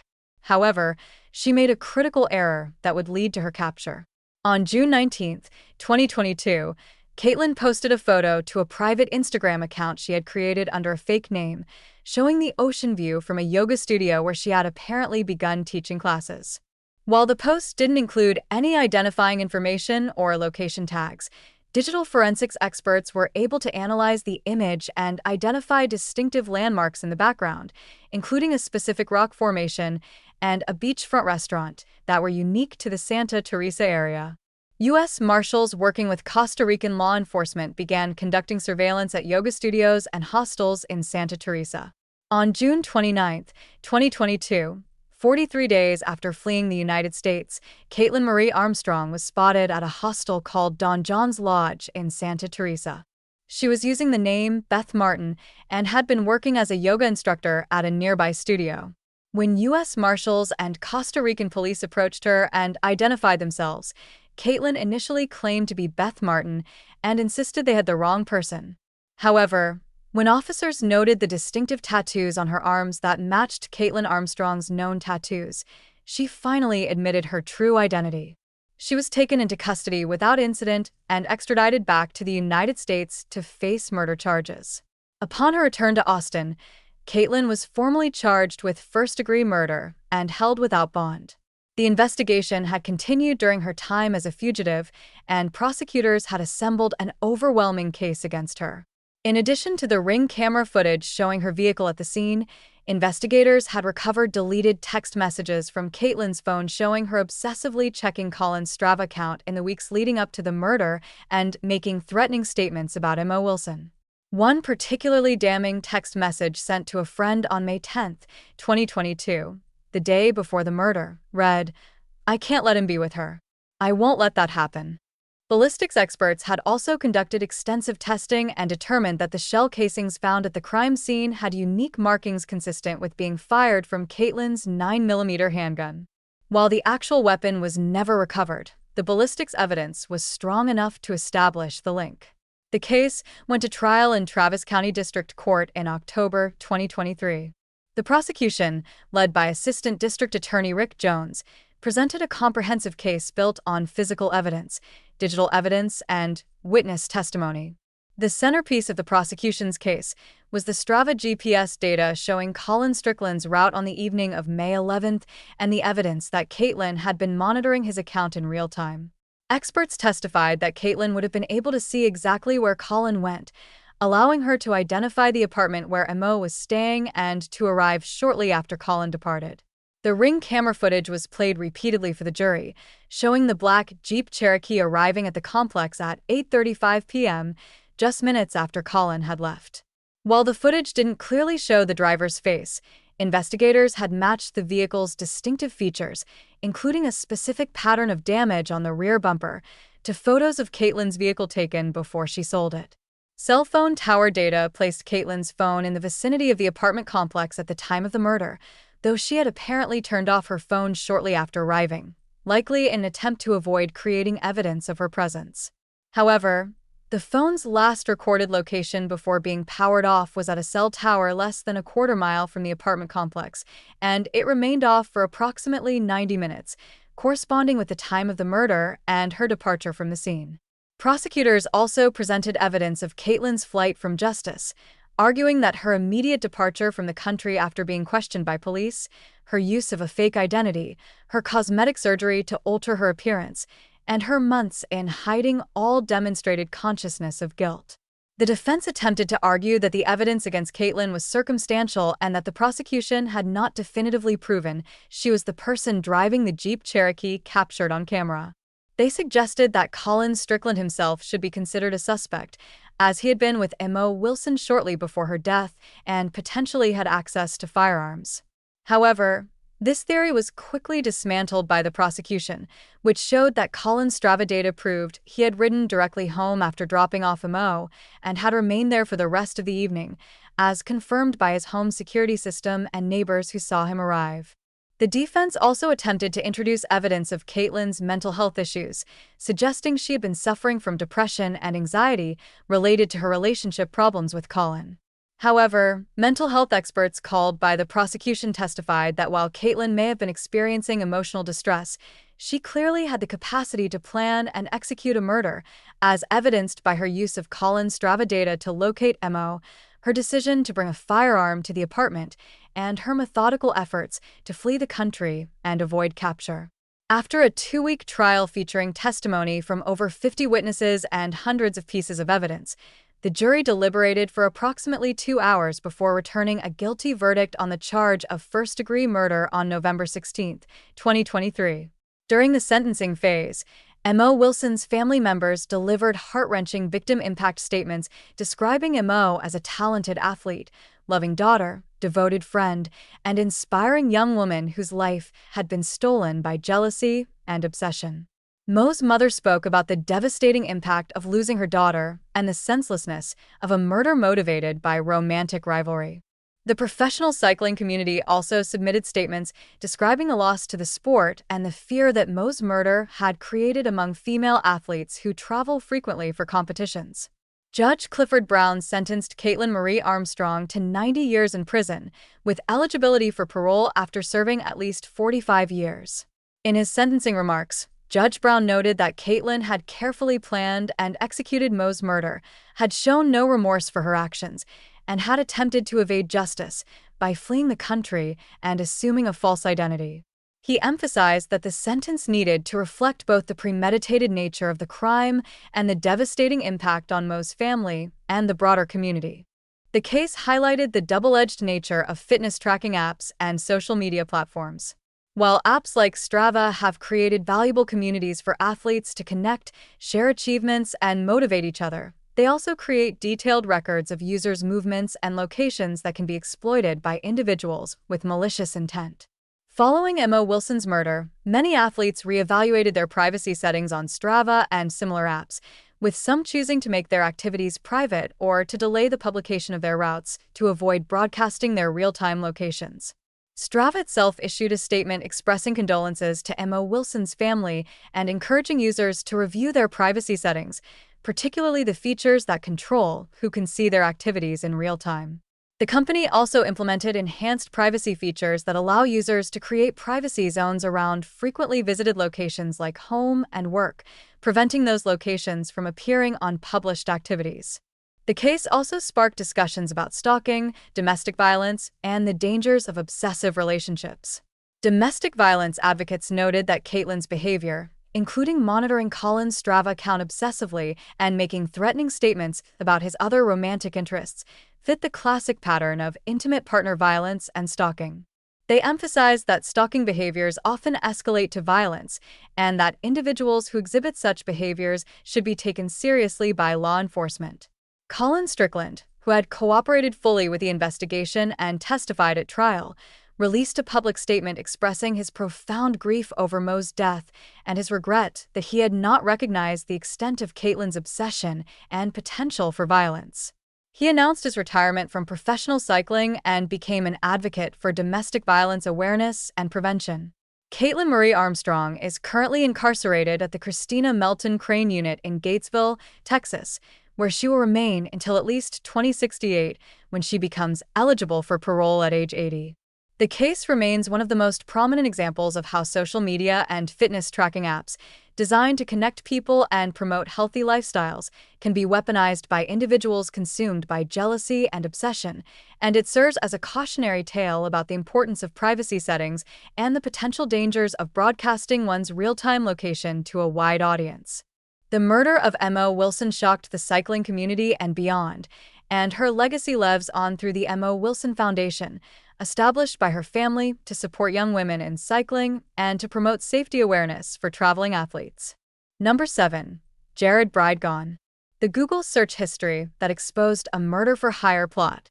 Jared Bridegan was a 43-year-old Microsoft executive and devoted father of 4 children living in Jacksonville, Florida, who had worked hard to rebuild his life after a difficult divorce. In 2016, Jared's marriage to his first wife, Shayna Gardner, had ended acrimoniously after 13 years together and the birth of twins. The divorce had been contentious, marked by bitter custody disputes, allegations of parental alienation, and ongoing conflicts over visitation schedules and child support. Despite these challenges, Jared had remained focused on being an active, loving father to his twins, who primarily lived with Shayna, while also building a new life with his second wife, Kirsten Bridegan, with whom he had 2 young children. On the evening of February 16, 2022, Jared was returning home to St. Augustine after dropping off his twin children at Shauna's house in Jacksonville Beach following a custody visit.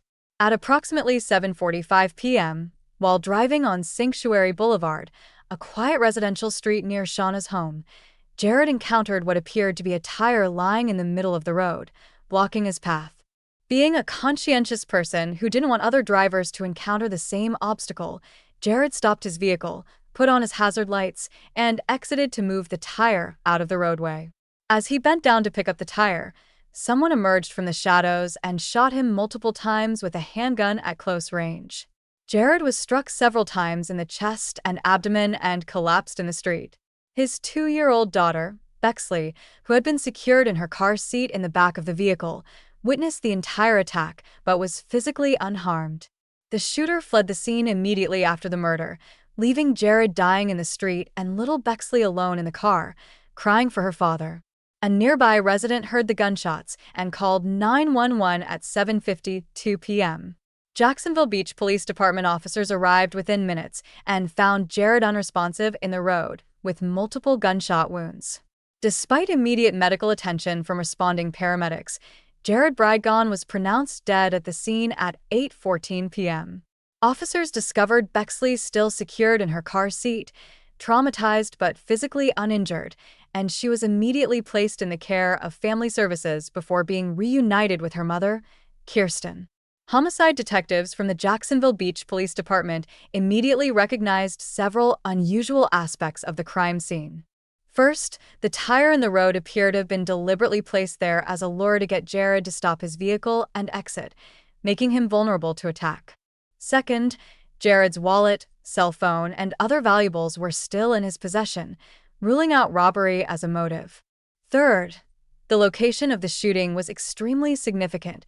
It occurred on a street directly adjacent to where Shayna Gardner, Jared's ex-wife, lived with her new husband, Mario Fernandez Saldana.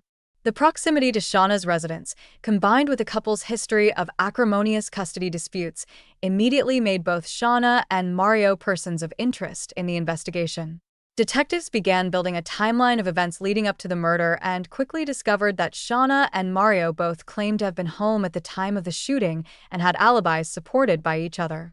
However, investigators were skeptical of these mutual alibis and began digging deeper into the couple's activities, finances, and communications. The breakthrough in the case came when detectives obtained search warrants for the couple's cell phones, computers, and other electronic devices. Digital forensics experts from the Florida Department of Law Enforcement analyzed these devices and made a shocking discovery.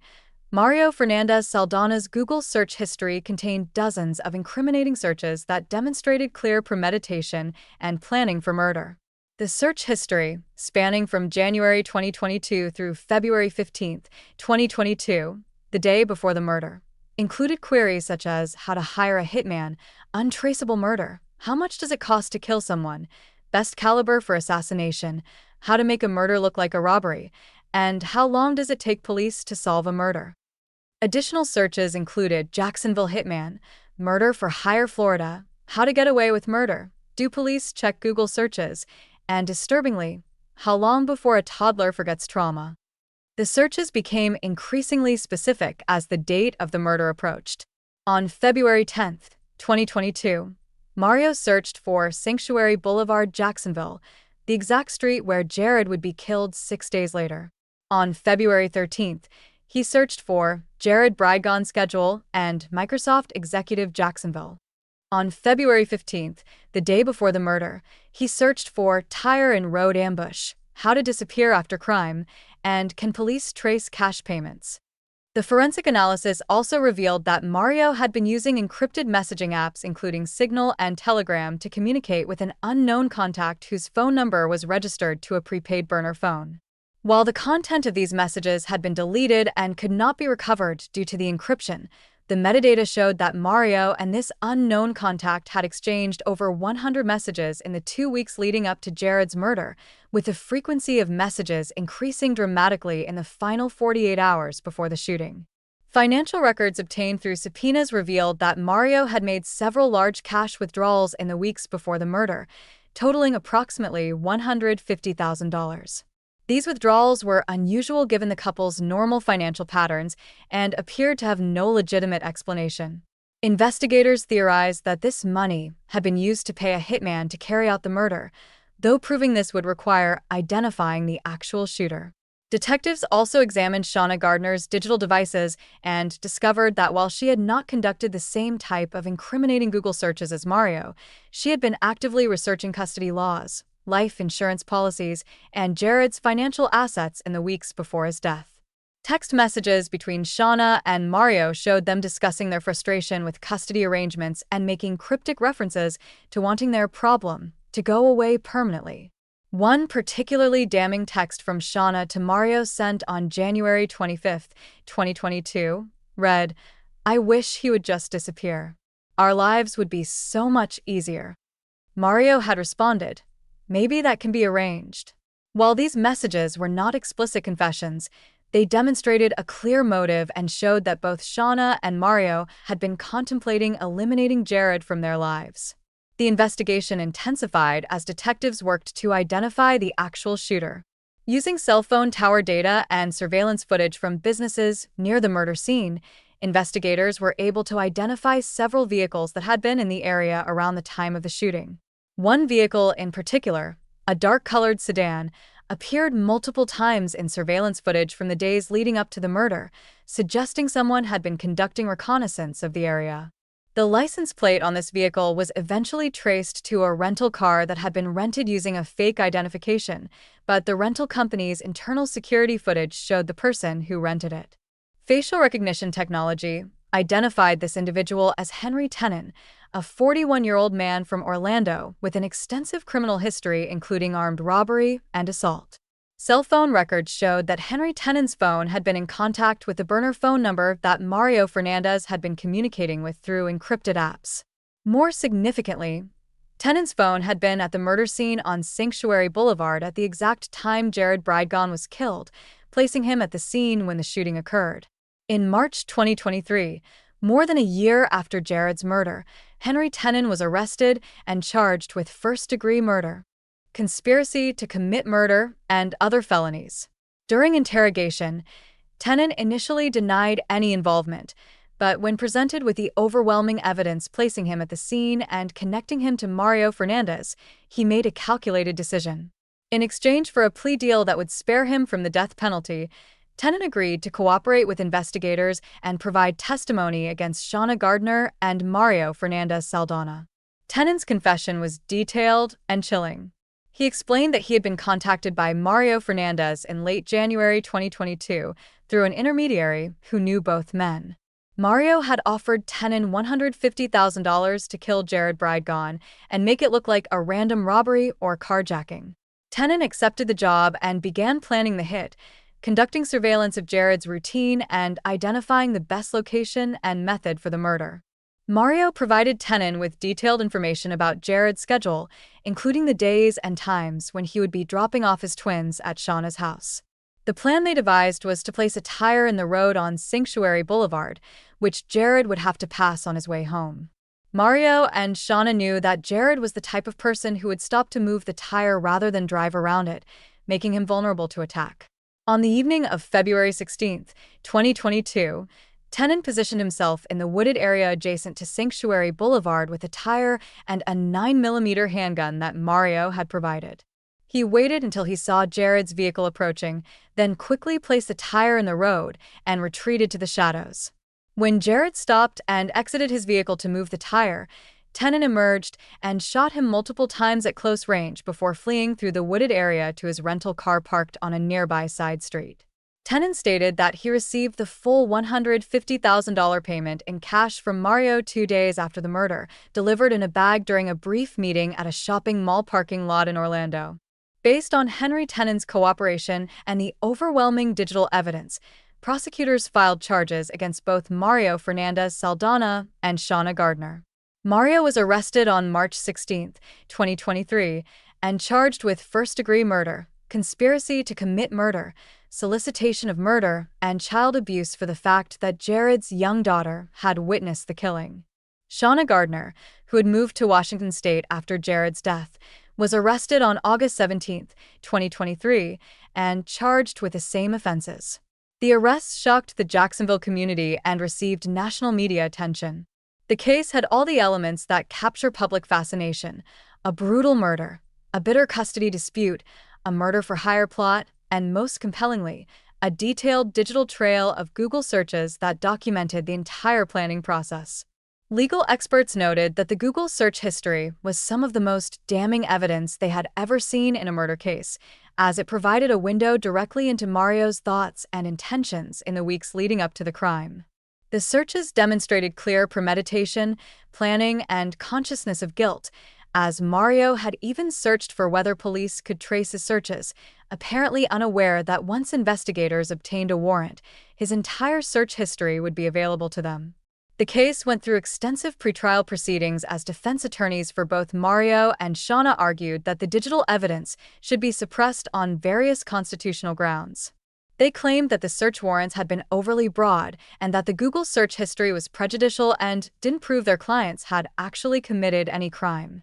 However, these motions were largely denied by the presiding judge, who ruled that the search warrants had been properly obtained based on probable cause and that the search history was highly relevant to proving premeditation and intent.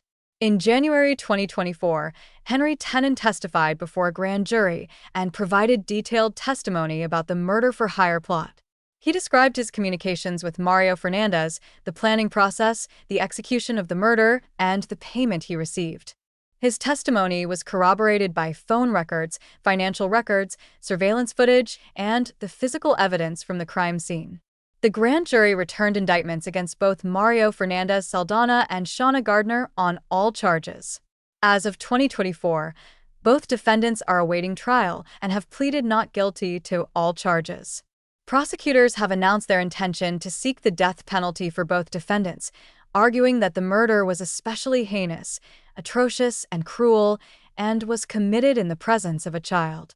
The trials are expected to take place in 2025, and the prosecution's case will heavily feature the digital evidence, particularly Mario's Google search history, along with Henry Tenon's testimony, financial records showing the cash payments, and phone records connecting all three conspirators. The case has had far-reaching implications beyond the courtroom. Technology companies, particularly Google, have faced renewed scrutiny about the data they collect on users and how that data can be accessed by law enforcement. Privacy advocates have argued that search histories represent private thoughts and should be protected, while law enforcement advocates counter that when those thoughts involve planning a murder, they become evidence of criminal intent that is crucial to solving crimes and achieving justice. The case has also highlighted the importance of digital forensics in modern criminal investigations. Without the Google search history and other digital evidence, prosecutors would have had a much more difficult time proving that Mario and Shayna had planned Jared's murder.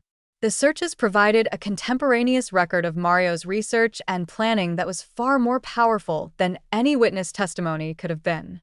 Legal experts who have studied the case note that it represents a watershed moment in the use of internet search history as evidence in criminal trials. While search histories have been used in previous cases, few have been as extensive or as clearly demonstrative of criminal intent as Mario Fernandez's searches. The case has been incorporated into law school curricula as an example of how digital evidence can be used to prove premeditation and has been studied by law enforcement agencies across the country as a model for how to investigate technology-facilitated crimes. For Jared Bridegan's family, particularly his widow Kirsten and his 4 children, the arrests have brought some measure of justice, though nothing can bring back the loving husband and father who was taken from them. Kirsten has become an advocate for victims of custody-related violence and has worked to raise awareness about the dangers that can arise when custody disputes become toxic. She has also been vocal about the trauma experienced by her stepdaughter Bexley, who witnessed her father's murder at age 2, and the long-term psychological support that will be required to help her process this trauma. The Bridegan case has also prompted discussions about custody arrangements and domestic violence. Experts note that while the vast majority of custody disputes do not result in violence, cases where one parent feels they have lost control or are being treated unfairly can sometimes escalate to dangerous levels. Warning signs include obsessive behavior, threats, even vague ones, stalking, attempts to alienate children from the other parent, and extreme emotional reactions to custody decisions. The case remains ongoing as both Mario Fernandez Saldana and Shauna Gardner await their separate trials.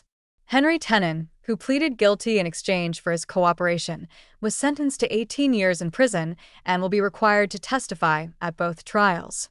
Legal observers expect that the trials will be lengthy and highly publicized, with a Google search history serving as the centerpiece of the prosecution's case. The Jared Bridegan murder has become one of the most significant examples of how digital footprints, particularly internet search histories, can expose criminal conspiracies and provide investigators with unprecedented insight into the planning and premeditation of serious crimes. It serves as both a cautionary tale about the permanent nature of our digital activities and a demonstration of how modern technology, while creating new privacy concerns, has also given law enforcement powerful tools to solve crimes and bring killers to justice. The case underscores a fundamental truth of the digital age. Virtually nothing we do online is truly private, and everything we search for, post, or communicate electronically creates a permanent record that can be discovered, analyzed, and used as evidence if law enforcement obtains the proper legal authority to access it. Number 8. Gypsy Rose Blanchard. The Facebook messages that revealed a deadly conspiracy. Gypsy Rose Blanchard was a 23-year-old woman from Springfield, Missouri, who for most of her life had been presented to the world as a severely disabled child suffering from leukemia, muscular dystrophy, brain damage, and numerous other serious medical conditions that required her to use a wheelchair and feeding tube. Her mother, Claudine D.D. Blanchard, was known throughout their community as a devoted caregiver who had dedicated her life to caring for her sick daughter, and the pair had been the recipients of numerous charitable donations, a specially built Habitat for Humanity house, trips to Disney World courtesy of wish-granting organizations, and constant sympathy and support from neighbors, medical professionals, and strangers who were moved by their apparent struggle. However, the reality of Gypsy Rose's situation was far darker and more disturbing than anyone could have imagined. Gypsy was not actually sick at all. She did not have leukemia, muscular dystrophy, or brain damage. She could walk, eat normally, and was of normal intelligence. Her mother, D.D. Blanchard, had been subjecting Gypsy to medical child abuse, specifically a condition known as Munchausen syndrome by proxy, also now called factitious disorder imposed on another, in which a caregiver fabricates or induces illness in someone under their care in order to gain attention, sympathy, and material benefits.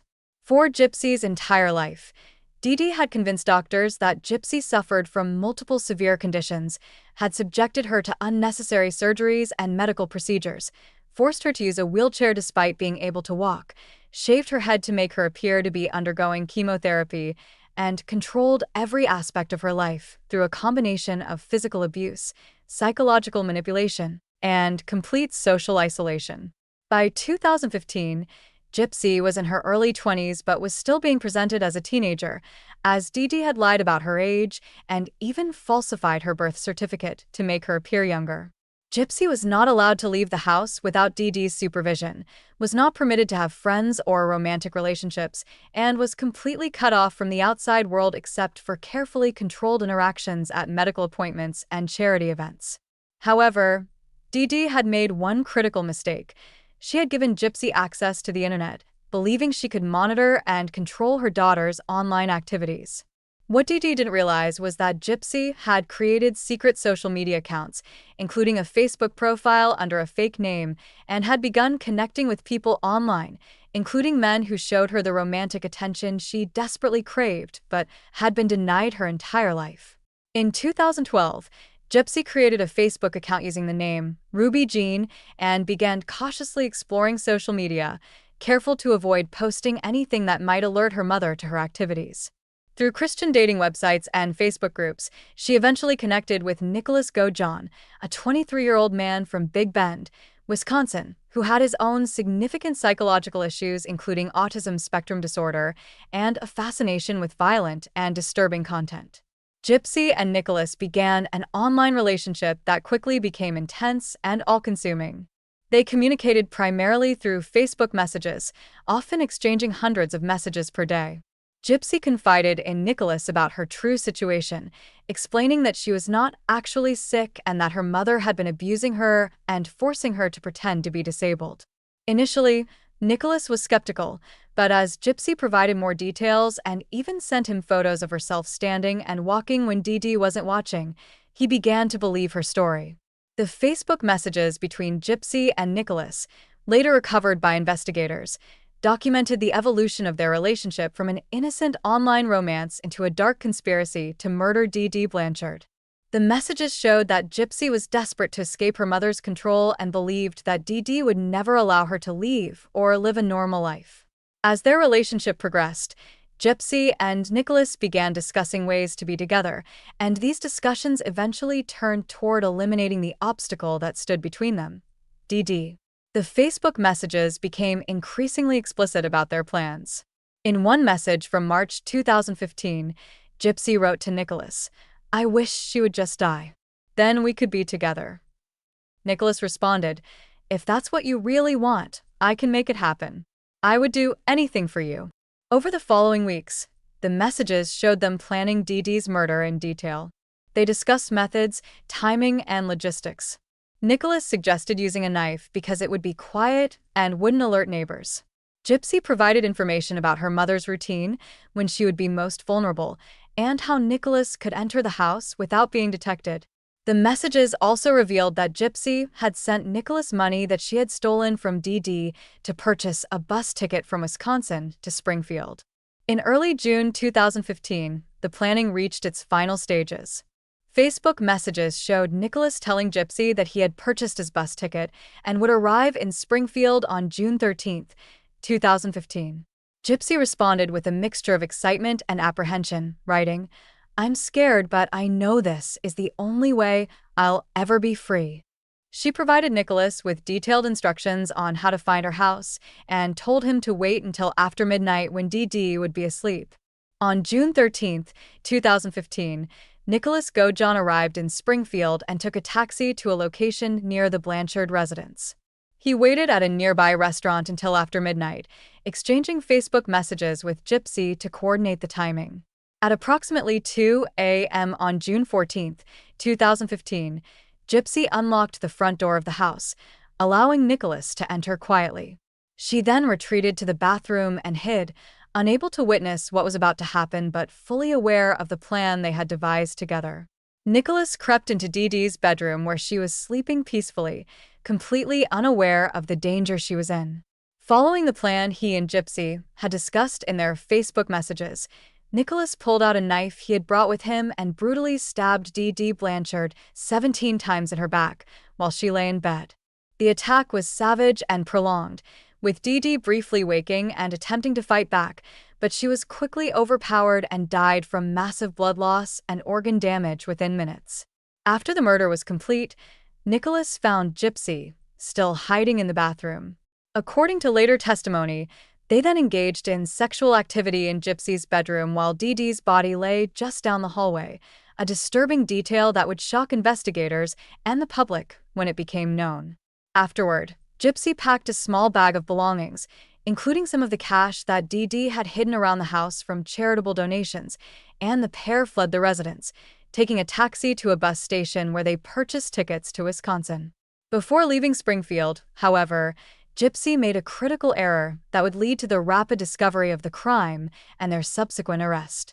Using her secret Facebook account, she logged in and posted a disturbing message to her mother's Facebook page that read, "That bitch is dead." The post was public and visible to all of Dee Dee's Facebook friends and family members. This message, posted at approximately 4:30 a.m. on June 14th, immediately alarmed people who knew Dee Dee and Gypsy. Several of Dee Dee's friends saw the post within hours and became extremely concerned, knowing that Dee Dee would never have written something like that and fearing that something terrible had happened. They began calling Dee Dee's phone, but there was no answer. They also tried messaging both Dee Dee's Facebook account and the account that had posted the message, but received no responses.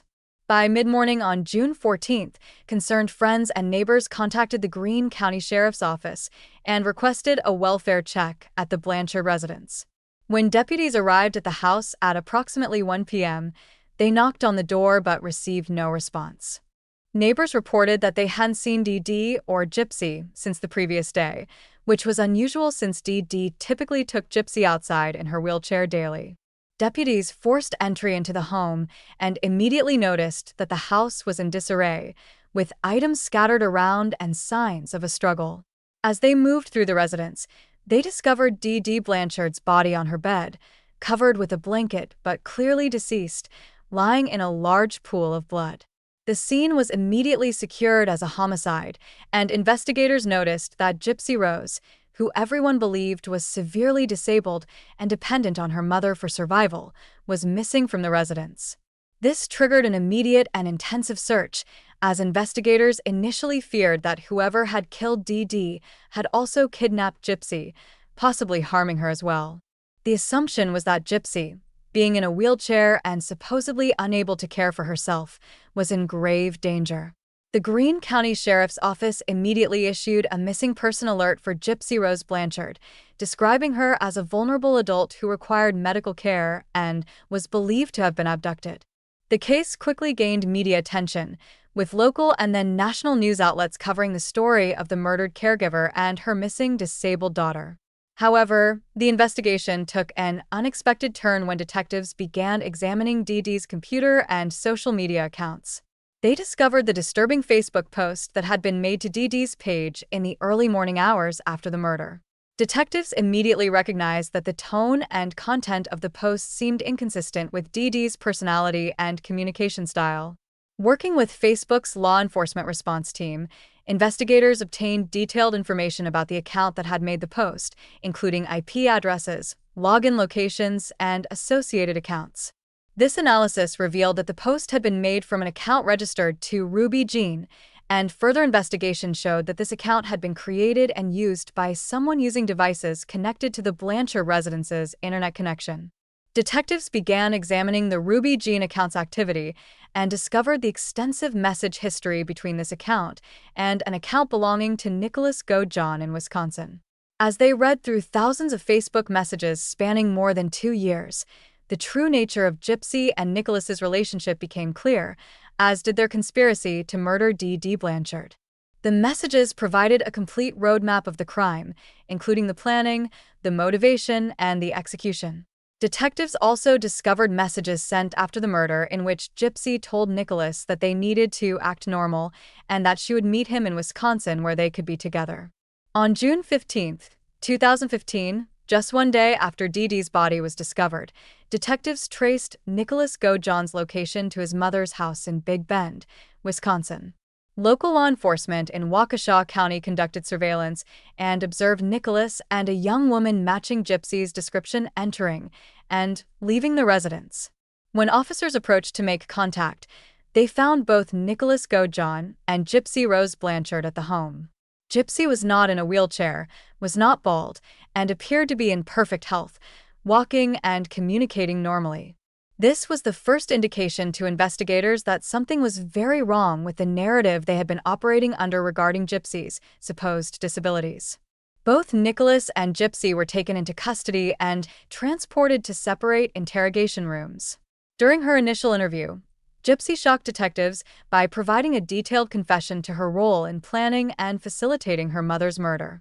She explained the years of medical abuse she had suffered at Dee Dee's hands, the false medical conditions, the unnecessary surgeries, the forced use of a wheelchair, and the complete control Dee Dee had exerted over her life. She described meeting Nicholas online, falling in love with him, and eventually coming to believe that killing her mother was the only way she would ever be free. Gypsy's confession was corroborated when detectives contacted medical professionals who had treated her over the years. What they discovered was astounding and deeply disturbing. Multiple doctors reported that they had suspected Gypsy was not actually sick and had questioned Dee Dee about inconsistencies in medical records, unexplained symptoms, and test results that didn't match the claimed diagnoses. However, Dee Dee had been skilled at doctor shopping, moving from one medical provider to another whenever anyone became too suspicious, and had manipulated the system by claiming that previous medical records had been lost in Hurricane Katrina, making it difficult for new doctors to verify Gypsy's medical history. Neurologists reported that brain scans of Gypsy showed no abnormalities. Oncologists stated that there was no evidence she had ever had leukemia or undergone chemotherapy. Physical therapists noted that Gypsy had full muscle function and no signs of muscular dystrophy. The feeding tube that Dee Dee had insisted Gypsy needed had been medically unnecessary, as Gypsy could eat and digest food normally. Multiple doctors stated that they had been manipulated and deceived by Dee Dee, who had been extremely convincing in her presentations and had extensive knowledge of medical terminology that she used to support her false claims. The investigation into Dee Dee's background revealed a long history of suspected Munchausen syndrome by proxy behavior. Dee Dee's own mother, Gypsy's grandmother, told investigators that she had suspected for years that Dee Dee was making Gypsy sick and had tried multiple times to intervene, but Dee Dee had cut off contact with family members who questioned her. Medical records from when Gypsy was a young child showed a sudden onset of multiple supposed illnesses that coincided with periods when Dee Dee was seeking attention or financial assistance. The case became even more complex as the full extent of Gypsy's victimization became clear. She had been physically, psychologically, and medically abused for her entire life, had been denied education, socialization, and normal development, and had been essentially held captive by her mother through a combination of physical restraint, psychological manipulation, and social isolation. Mental health experts who evaluated Gypsy after her arrest concluded that she had suffered severe and prolonged trauma that had significantly impaired her judgment and her ability to see alternatives to violence. Both Gypsy Rose Blanchard and Nicholas Gaujon were charged with first-degree murder and armed criminal action. However, the legal proceedings for the two defendants took very different paths. Gypsy's attorneys argued that she had been a victim of severe abuse and that her participation in the murder plot should be understood in the context of her desperate situation and impaired judgment. In July 2016, Gypsy accepted a plea deal in which she pleaded guilty to second-degree murder in exchange for the prosecution agreeing to a sentence of 10 years in prison. At her sentencing hearing, Gypsy addressed the court and expressed remorse for her mother's death while also describing the abuse she had endured. Judge David Jones accepted the plea agreement and sentenced Gypsy to 10 years in the Missouri Department of Corrections, noting that while she had participated in a serious crime, her unique circumstances as a victim of prolonged abuse warranted consideration. The Facebook messages between Gypsy and Nicholas were presented as evidence at Nicholas Gaujon's trial, which took place in November 2018 in Greene County Circuit Court. The prosecution argued that Nicholas had traveled to Missouri with the specific intent to murder Dee Dee Blanchard and had carried out the brutal stabbing attack with Gypsy's full knowledge and participation. The Facebook messages were damning, showing detailed planning and premeditation over a period of months. The defense attempted to argue that Nicholas had been manipulated by Gypsy and that his autism and other psychological issues made him vulnerable to her influence, but the jury rejected this argument. On November 29, 2018, after a trial lasting approximately 2 weeks, the jury found Nicholas Gaujon guilty of first-degree murder and armed criminal action. He was sentenced to life in prison without the possibility of parole, ensuring he would spend the rest of his life incarcerated. The case generated enormous media attention and became the subject of multiple documentaries, television specials, and a dramatized miniseries. The Facebook messages between Gypsy and Nicholas, portions of which were made public during court proceedings, provided a chilling window into how the murder plot had evolved from fantasy to reality. The messages showed Gypsy's desperation to escape her situation, Nicholas's willingness to do anything to be with her, and the gradual normalization of murder as a solution to their problem. Mental health professionals and legal experts who analyzed the case noted the complex ethical and legal questions it raised. On one hand, Gypsy had clearly participated in planning and facilitating a brutal murder. On the other hand, she had been subjected to severe abuse for her entire life and had been effectively held captive by her mother with no apparent means of escape. Some argued that Gypsy should have been treated as a victim rather than a criminal, while others maintained that regardless of her circumstances, she had made a choice to pursue murder rather than seeking help from authorities or social services. The case also highlighted the failures of the medical system, social services, and the community to identify and intervene in an obvious case of child abuse. Multiple doctors, nurses, social workers, and neighbors had interacted with Gypsy and Dee Dee over the years, and many had harbored suspicions that something wasn't right, yet no one had taken definitive action to investigate or protect Gypsy. This raised important questions about how medical professionals should respond to suspected cases of Munchausen syndrome by proxy and what safeguards should be in place to protect vulnerable individuals from caregiver abuse. From a digital evidence perspective, the case demonstrated how social media platforms have become repositories of evidence in criminal cases. The Facebook messages between Gypsy and Nicholas provided prosecutors with a complete documentary record of the conspiracy, showing not just that they had planned the murder, but how their thinking had evolved, what specific steps they had taken, and what their motivations had been. Without these messages, proving premeditation and conspiracy would have been significantly more challenging. The case also illustrated both the liberating and dangerous potential of internet access for isolated and abused individuals. The internet gave Gypsy her first taste of freedom and connection to the outside world, allowing her to form relationships and learn that her life was not normal. However, her lack of social skills, education, and understanding of the world, combined with her desperate circumstances, made her vulnerable to forming an unhealthy relationship with someone who was also troubled and ultimately willing to commit murder on her behalf. Gypsy Rose Blanchard was released from prison on December 28, 2023, after serving approximately 8 years of her 10-year sentence, having received credit for good behavior and time served. Upon her release, she immediately became a media sensation, with millions of people following her newly created social media accounts where she began documenting her life as a free woman experiencing normal activities for the first time. Her case continues to spark debate about victimhood, criminal responsibility, and the appropriate punishment for individuals who commit crimes while under severe duress or as a result of prolonged abuse. Nicholas Gojon remains incarcerated at the Potosi Correctional Center in Missouri, where he is serving his life sentence without parole.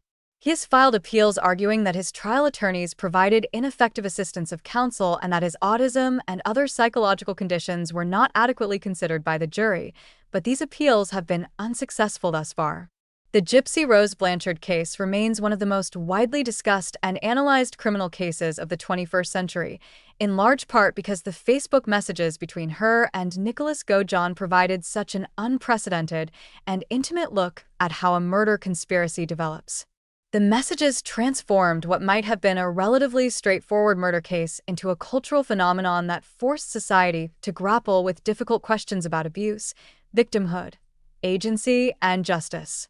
The case serves as a powerful reminder that social media communications, which often feel ephemeral and private to the people creating them, are in fact permanent records that can be recovered, analyzed, and used as evidence, and that platforms designed for connection and communication have become crucial tools in modern criminal investigations. Number 9. Christopher Watts. The deleted Facebook posts that revealed a double life. Christopher Watts was a 33-year-old oil field operator from Frederick, Colorado, who presented himself on social media as a devoted husband and father living an idyllic life with his pregnant wife Sean Ann and their 2 young daughters, Bella, age 4, and Celeste, age 3. Shannon Watts was an active social media user who frequently posted on Facebook about her family life, her work as a sales representative for a health and wellness multi-level marketing company, and her excitement about the upcoming birth of their third child, a son they had planned to name Nico. To the outside world, viewing their Facebook pages and Instagram accounts, the Watts family appeared to be living the American dream: a beautiful home in a suburban development, happy children, exotic vacations, and a strong marriage built on love and mutual support. However, beneath this carefully curated social media facade, Christopher Watts was living a secret double life that would culminate in one of the most shocking family annihilation cases in recent American history. In the summer of 2018, while Shannon was pregnant and frequently traveling for her work, Chris had begun an affair with a coworker named Nicole Kessinger. The affair had started in June 2018 and quickly became intense, with Chris telling Nicole that his marriage was over and that he was in the process of separating from Shannon. Nicole, believing that Chris was essentially a single man whose marriage had already ended, began envisioning a future with him and researching topics related to being a stepmother and blending families. What neither Nicole nor the outside world knew was that Chris had become completely consumed by his desire to start a new life with his mistress and had begun to view his wife and children not as human beings he had promised to love and protect, but as obstacles preventing him from pursuing the life he now wanted. In the weeks leading up to the murders, Chris's behavior on social media changed in subtle but significant ways that would later be analyzed by investigators and digital forensics experts. While Shannon continued to post loving photos and messages about their family, Chris had stopped commenting on her posts, stopped sharing family photos on his own account, and had begun posting cryptic messages that suggested he was going through some kind of personal transformation. On August 7th, 2018, Chris posted on Facebook, "I'm finally starting to get my life back." Shannon commented on this post, seemingly unaware of the sinister meaning behind her husband's words. On August 11th, 2018, Chris attended a Colorado Rockies baseball game with Nicole Kessinger, carefully documenting the date on his social media, while Shannon was in North Carolina visiting her family with their daughters. On August 13th, 2018, Shannon and the girls returned to Colorado after spending several weeks with Shannon's family. Shannon had been feeling anxious about her marriage during the trip, confiding in her friends through Facebook messages and texts that Chris seemed distant and disengaged, and that she was worried something was wrong. She had scheduled a romantic evening for the night of her return, hoping to reconnect with her husband and address the problems in their marriage. Shortly after 2 a.m. on August 13th, 2018, a neighbor's security camera captured Chris's truck pulling into the driveway of the Watts residence on Saratoga Trail in Frederick. Between approximately 2 a.m. and 5:15 a.m., Christopher Watts methodically murdered his entire family in their home. While the exact sequence of events has never been fully established, investigators believe that Chris first strangled Shannon to death in their bedroom, possibly during or immediately after a confrontation about his affair, which Shannon had recently discovered evidence of on his phone. After killing Shannon, Chris then went into his daughter's bedrooms and smothered both Bella and Celeste to death with his bare hands. The girls were killed in their beds, with Bella being old enough to understand what was happening and reportedly asking her father, "No, Daddy," as he murdered her. This detail would later be revealed during Chris's confession and would shock even seasoned homicide investigators with its cruelty.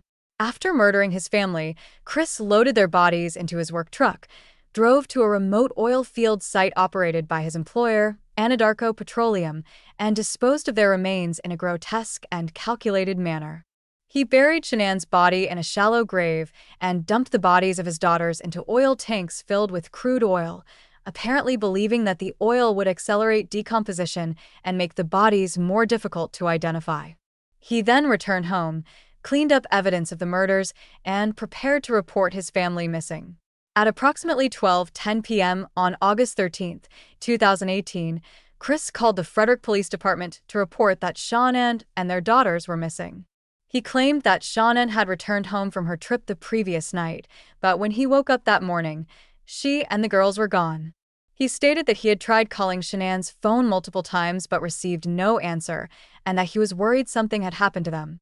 What Chris didn't know was that Shannon's close friend, Nicole Atkinson, had also become concerned when Shannon missed a scheduled doctor's appointment and wasn't responding to calls or messages. Nicole had driven to the Watts residence and, finding no one home, had also contacted police. She was present when officers arrived to take the missing person report, and she immediately noticed that Chris's behavior was strange and inconsistent with a husband whose pregnant wife and children had vanished. Frederick Police Department officers initially treated the case as a routine missing person investigation, but within hours, suspicions began to focus on Christopher Watts. His effect was flat and emotionless during interviews. He provided inconsistent statements about the timeline of events, and he failed to exhibit the distress and urgency that would be expected from a father whose young children were missing.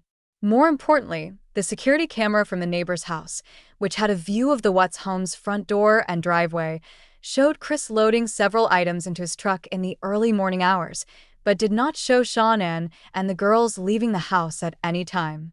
When officers interviewed Chris about the camera footage and specifically asked what he had been loading into his truck at 5:15 a.m., he claimed it was just his work tools and lunch, but his body language and nervous demeanor suggested he was lying. The investigation intensified on August 14, 2018, when detectives from the Frederick Police Department and agents from the Colorado Bureau of Investigation conducted a formal interview with Chris at his residence. During this interview, which was recorded on body cam footage that would later be widely circulated, Chris maintained his story that Shannon had left the house with the girls and that he had no idea where they had gone. He suggested that perhaps Shannon had gone to a friend's house or had left him, taking the children with her. However, when detectives presented him with evidence that contradicted his story, including the security camera footage and phone records showing he had been in contact with his mistress during the time his family had supposedly disappeared, Chris's story began to fall apart. Detectives also obtained access to Chris's phone and social media accounts, and what they discovered there was devastating evidence of his guilt. Digital forensics experts found that in the hours immediately after murdering his family, Chris had been deleting Facebook posts, Instagram photos, and text messages related to Shannon and their children. He had deleted family photos from his Facebook page, removed Shannon from his relationship status, and had deleted loving comments Shannon had left on his posts. Most chillingly, he had sent text messages to Shannon's phone after her death, writing, "Where are you?" and "Please call me," apparently attempting to create a digital trail suggesting he was concerned about her whereabouts. These deleted messages and posts were recovered by forensic investigators and demonstrated clear consciousness of guilt. Experts testified that the pattern of deletions showed Chris was attempting to distance himself from his family and create a narrative that his marriage had been failing and that Shannon had left him. However, the metadata associated with these deletions showed they had occurred during the exact time frame when Chris would have been murdering his family or disposing of their bodies, making his actions even more damning. Additionally, investigators discovered that Chris had been conducting Google searches on his phone for terms related to hiding bodies, the effects of crude oil on human remains, and how long it takes for a body to decompose. These searches, conducted in the days before and after the murders, provided further evidence of premeditation and planning.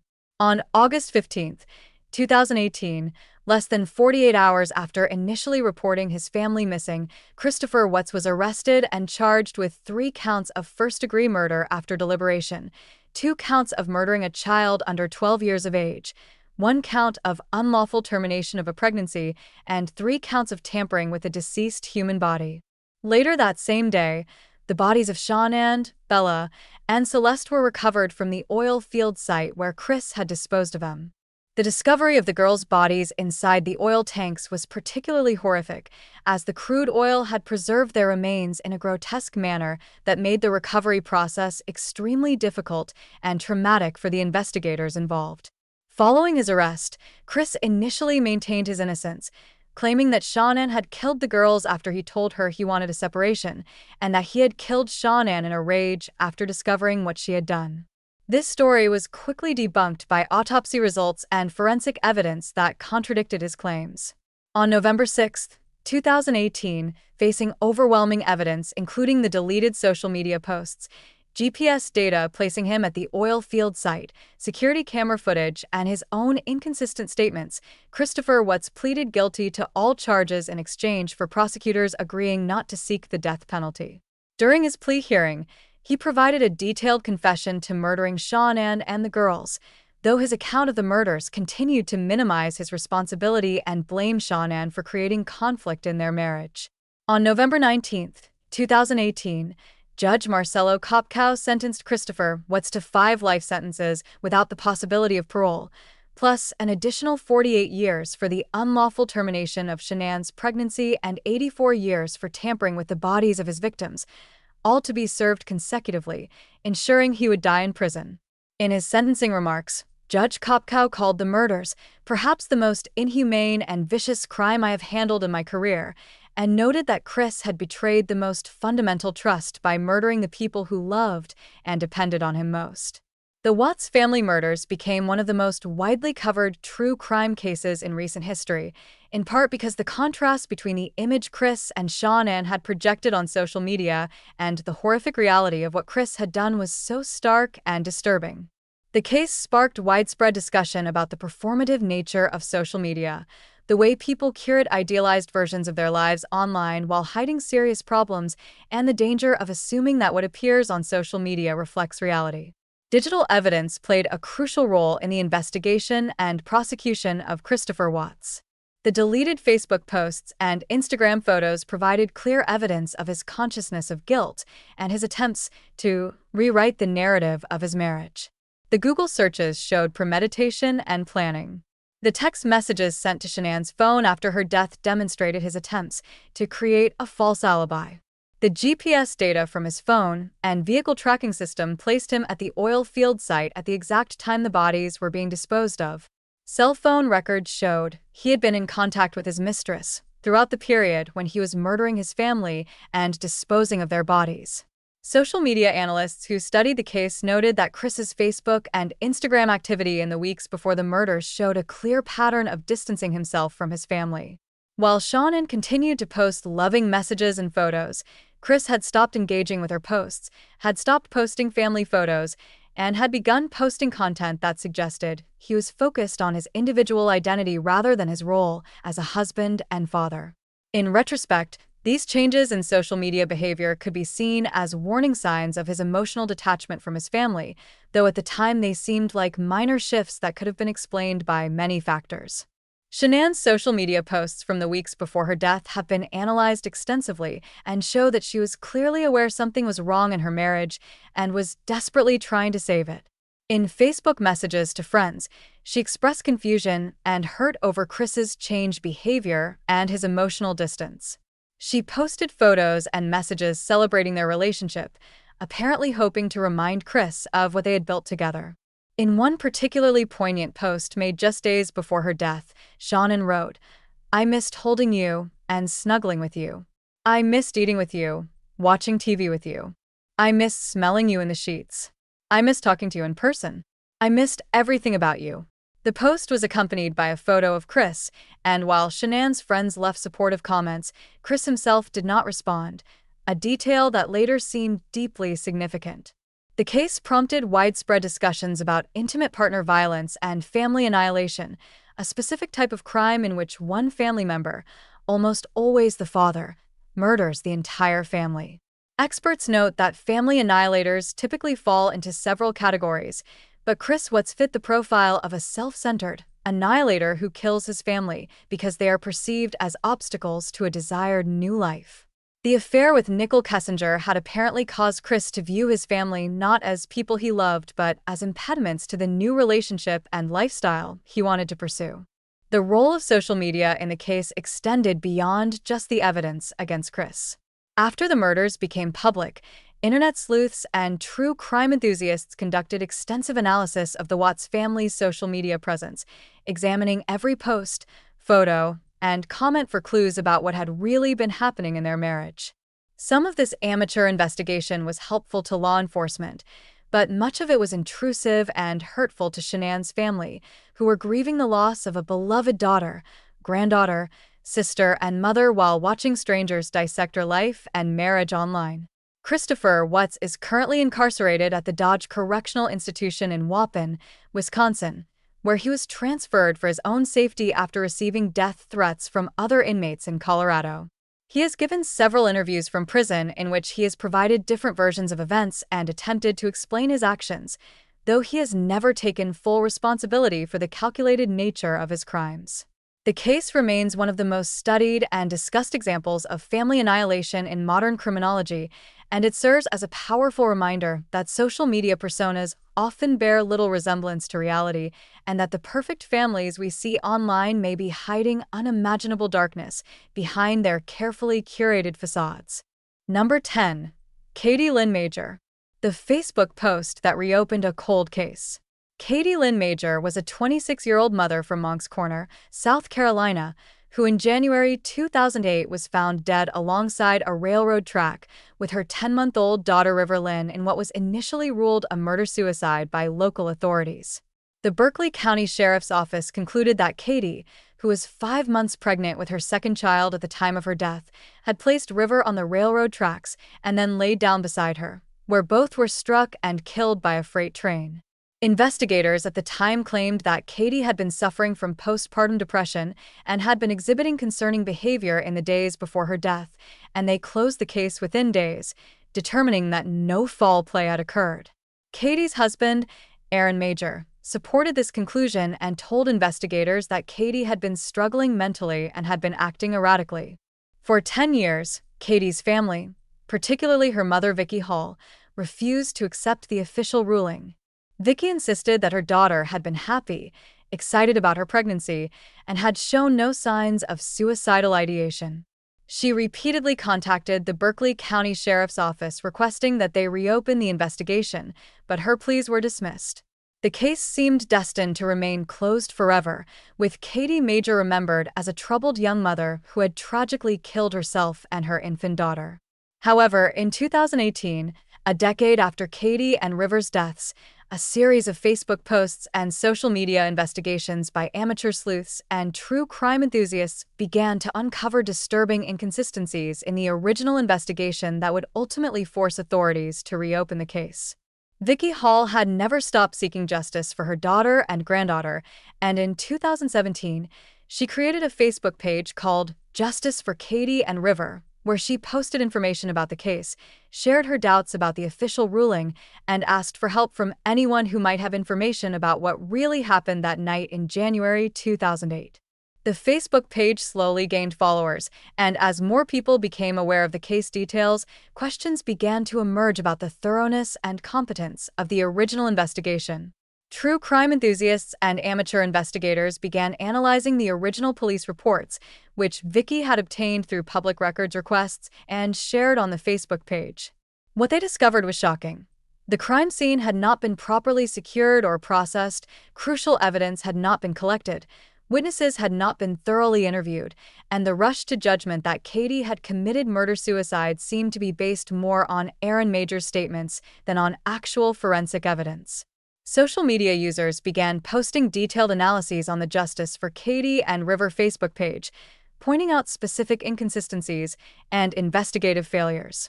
One particularly significant post, made by a former railroad worker, explained that the positioning of Katie and River's bodies as described in the police reports was inconsistent with how bodies typically appear after being struck by a train. The post noted that if Katie had intentionally placed herself and River on the tracks, their bodies would have shown specific patterns of trauma, but the autopsy reports described injuries more consistent with the bodies having been placed on the tracks after death had already occurred. Another crucial Facebook post came from a medical professional who analyzed the autopsy findings and noted that Katie had suffered a significant head wound that appeared to have been caused by blunt force trauma before the train impact. This injury had been noted in the original autopsy, but had been dismissed by investigators as having occurred when the train struck her. However, the analysis posted to Facebook argued that the location and nature of the wound suggested Katie had been struck in the head with a heavy object, possibly rendering her unconscious or killing her before her body was placed on the tracks. As these Facebook posts gained traction and were shared widely across social media platforms, pressure mounted on the Berkeley County Sheriff's Office to address the concerns being raised. Local media began covering the story, interviewing Vicky Hall and highlighting the questions that were being asked on social media about the original investigation. In August 2018, the Berkeley County Sheriff's Office announced that the Katie and River Major case would be reopened and reinvestigated as a possible double homicide. A new team of detectives and investigators was assigned to review all of the original evidence and conduct new interviews. What they discovered was a catastrophic failure of the original investigation that had allowed a potential double murderer to remain free for a decade. The reinvestigation revealed that crucial evidence from the scene had never been collected or had been lost. The original investigators had failed to collect Katie's computer and cell phone, which might have contained evidence of her state of mind and any threats she may have received. They had not conducted luminol testing of the Major residence to look for signs of violence. They had not interviewed key witnesses who had seen or heard suspicious activity on the night of the deaths. Most importantly, they had taken Aaron Major's statements at face value without thoroughly investigating whether he had a motive to harm his wife and child. As new detectives dug deeper, a very different picture of the Majors' marriage began to emerge. Friends and family members, when re-interviewed, stated that Aaron had been controlling and emotionally abusive toward Katie. He had been jealous and possessive, frequently accusing her of infidelity without cause.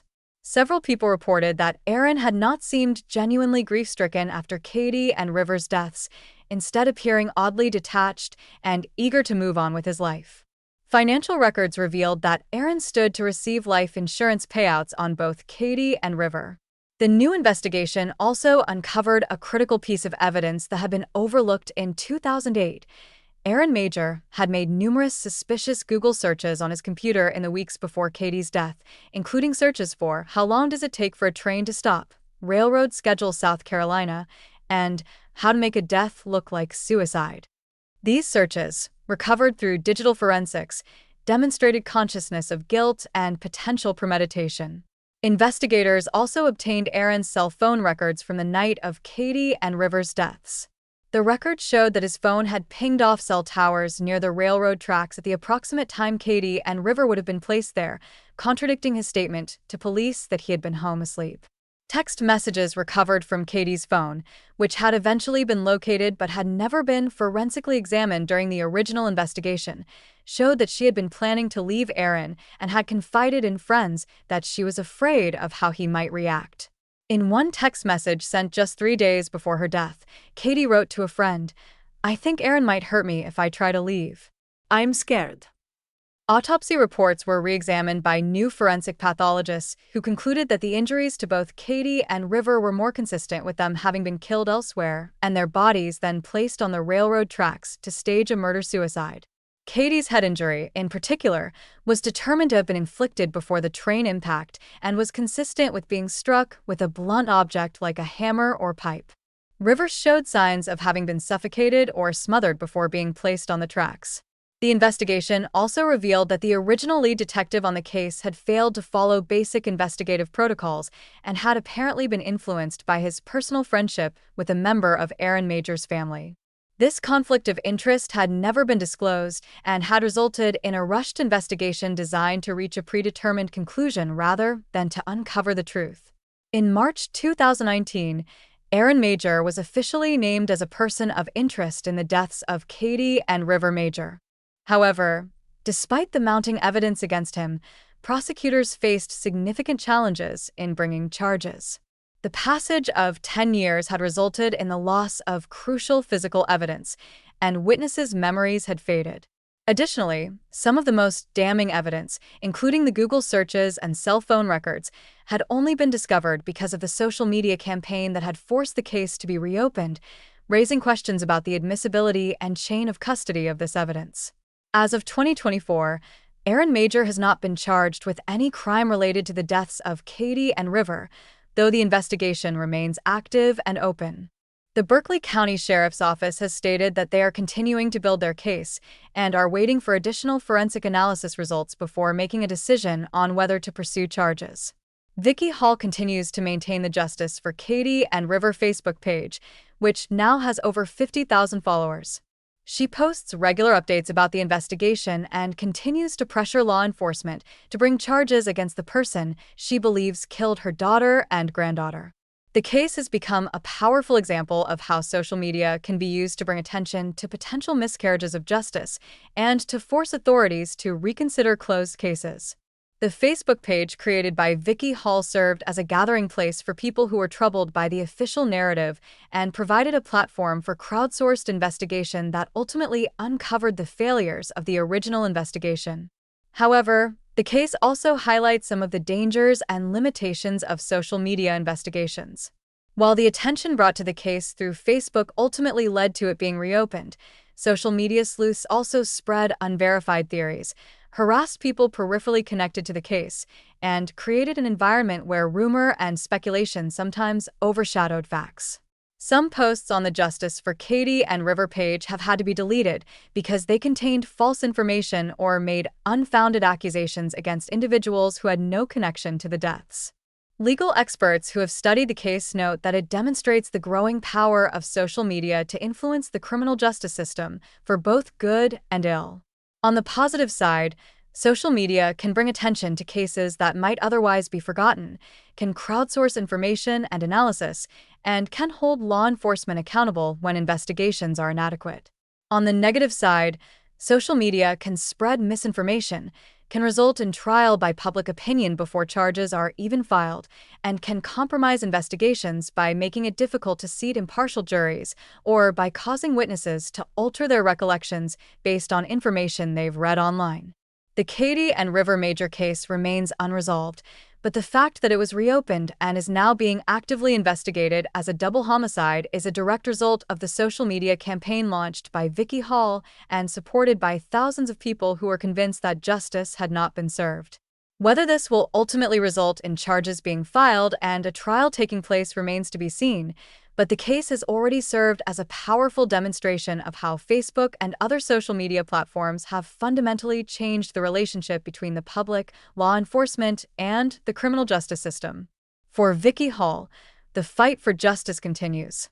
In a recent Facebook post, she wrote, "I will never stop fighting for my daughter and granddaughter.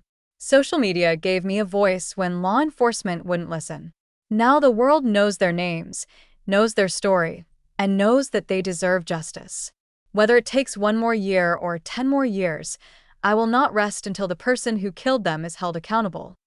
The case serves as a reminder that social media posts, whether made by victims seeking justice, suspects attempting to control narratives, or amateur investigators analyzing evidence, have become integral parts of modern criminal investigations, and that the power of social media to expose the truth, while sometimes imperfect and problematic, can be a force for accountability and justice in cases that might otherwise remain forever unsolved.